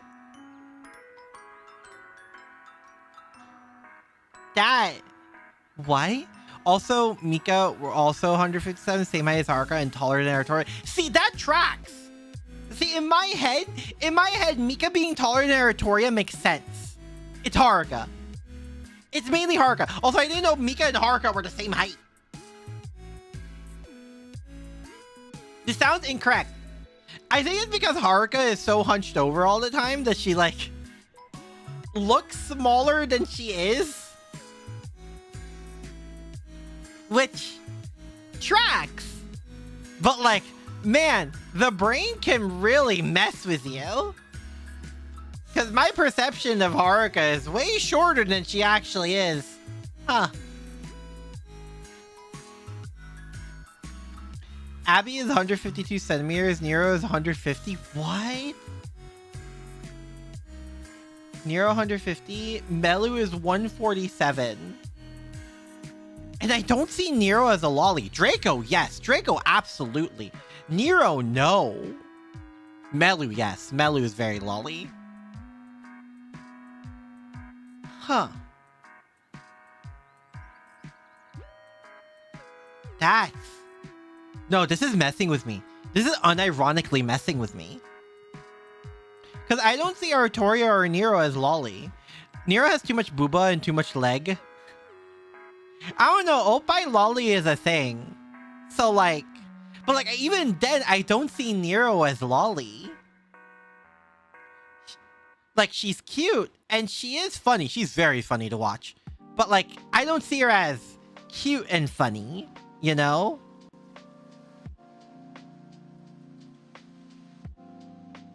Check media.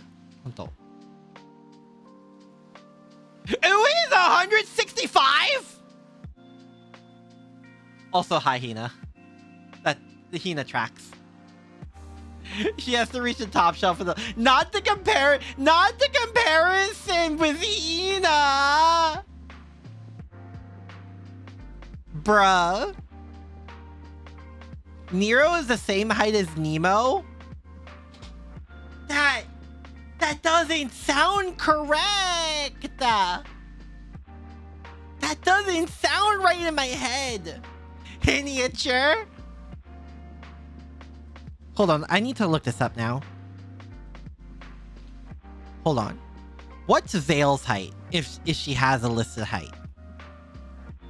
She's 5'2". Hold on, I need 5'2" in not freedom units.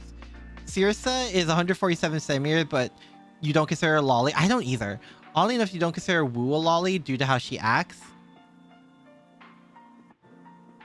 Summer Wu, no, but Summer Wu is meant to be older, no?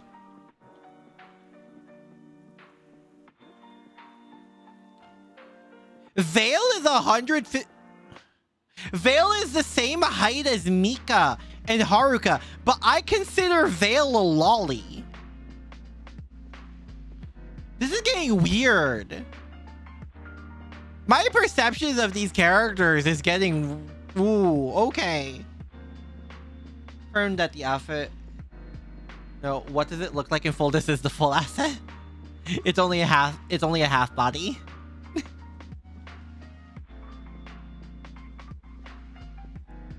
That's... Huh. No, that's weird. Lolly is not height based. I know. But I mean the sense of, like... I'm not saying Lolly is height based. I'm saying I always imagine these characters shorter than they are. Like, I do not see Haruka the same height as I see Mika. You know what I mean? Like, I see them shorter.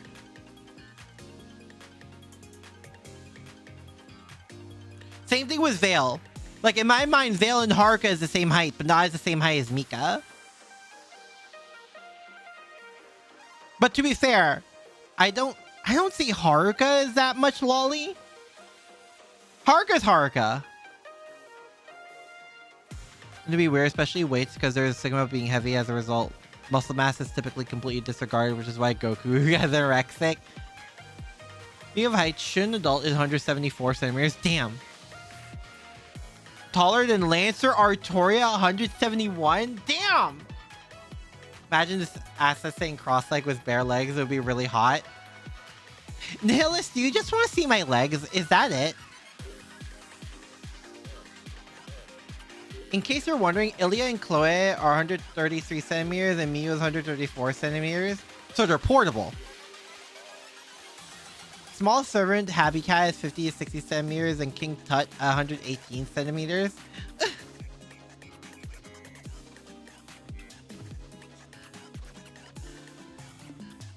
Laura Artoria's artist has gone on record saying they were confused why everyone always drew her so tall. Honto! Given the opportunity, not pass on seeing Akira. Alright.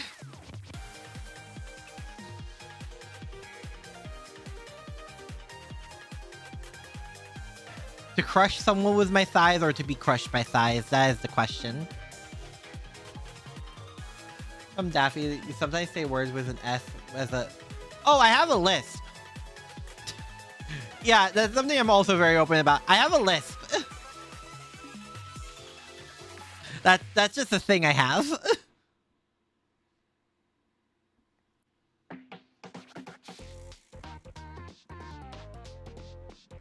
And I think it's because of the fact that my mouth is smaller than it should be. Something like that. It's one of those things. I forget. I just remember that also being mentioned to me around the same time. Kokona is actually taller than Ilya, Chloe, and Miyu. Kokona is 139 centimeters tall. That... I don't know how I feel about that, to be honest.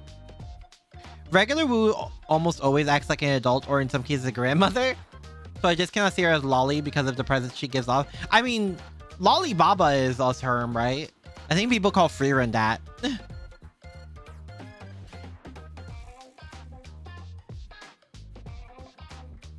I don't know. To be fair, I don't see Wu as that Lolly either. Then again, I don't really think about Wu that much in general. So... if we don't count King Protea, then the tallest servant is Ivan the Terrible outfit. Well, yeah, he's a freaking elephant. I'm just wondering that is actually Daffy. The helly. Oh, you do not see VTuberEN as Lollibaba. Lollibaba is a hot archetype. Who would you consider Lollibaba then? The Skya art style probably helps aesthetically since it all mentally blurs. True. Wow, yeah, Wu is... wait, Wu is drawn by a Disgaea artist, right? That explains why it looks so familiar. I just never put two and two together, I guess, if that is the case. We may be getting Summer Benny Emma this year. Oh, really? I hope so. I know a lot of people are hoping for that Benny Emma altar. It is a really cool design. Never acted that old for her. Honto. Well, Mammoth. Yes. Woolly Mammoth. Wu is still short in Kokona. She's 138. They're a rerun of her event labeled Summer Prep, so... oh. Well, here's hoping. Senko? Probably? Eh? Senko. Wait, who's... eh?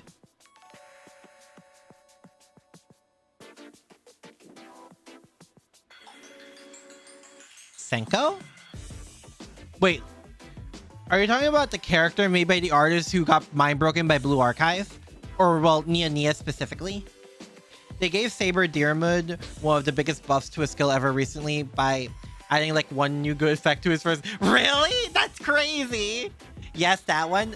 Wait, Senko's a Lollibaba? I didn't know this. Oh, 4. Okay. I would be like, wow, really? Just one effect? Wu and Benny Emma are Disgaea artists? Oh. She is a century-old fox spirit? Honto. Still would. I'm not gonna lie. That ain't stopping me.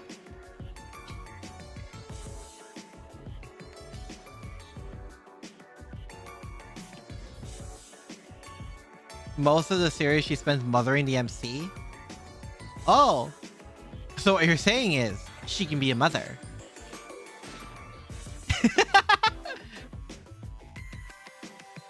He now serves as good support for female servants while being much better himself offensively. Damn, okay. What even is Lollibaba? A lolly character that is actually a lot older than the, like, she's the best example of daughter, mommy, wife.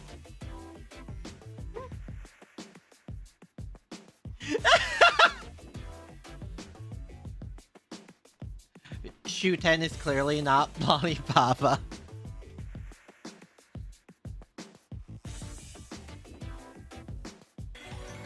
Oh my god. Should I read Senko or watch Senko? There's one more funny thing. Is it cute and funny thing?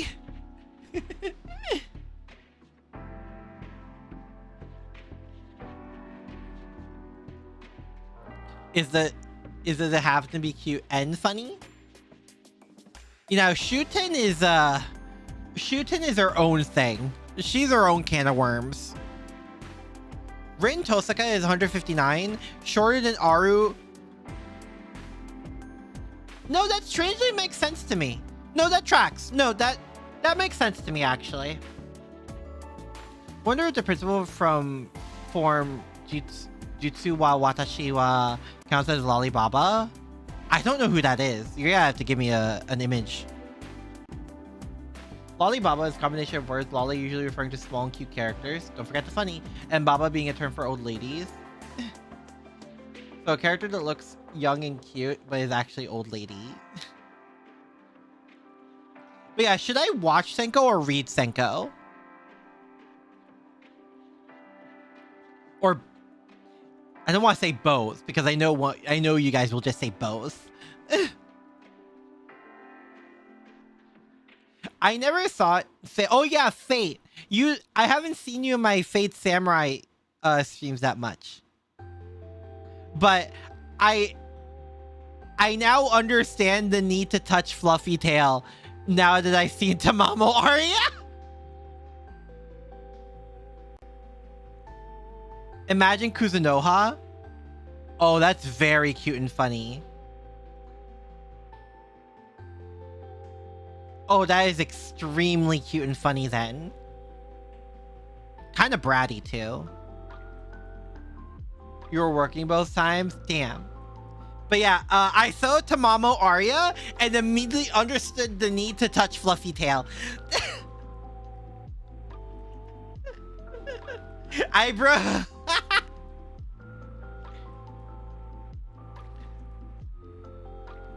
Did I ever play Monster Girl Quest? That's the origin of... I know the origin. You guys explained it to me before. I haven't played it, though.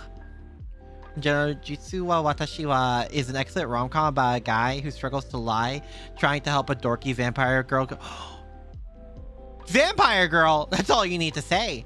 Wait, she's a Lollibaba? Wait, she looks cute. Wait.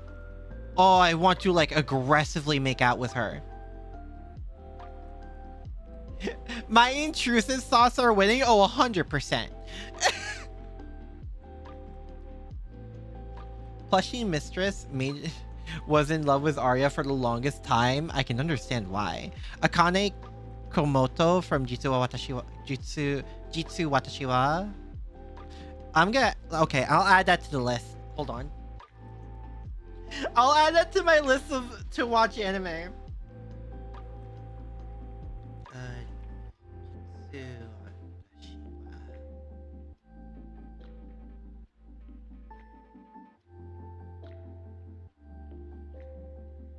Jitsu Watashi wa?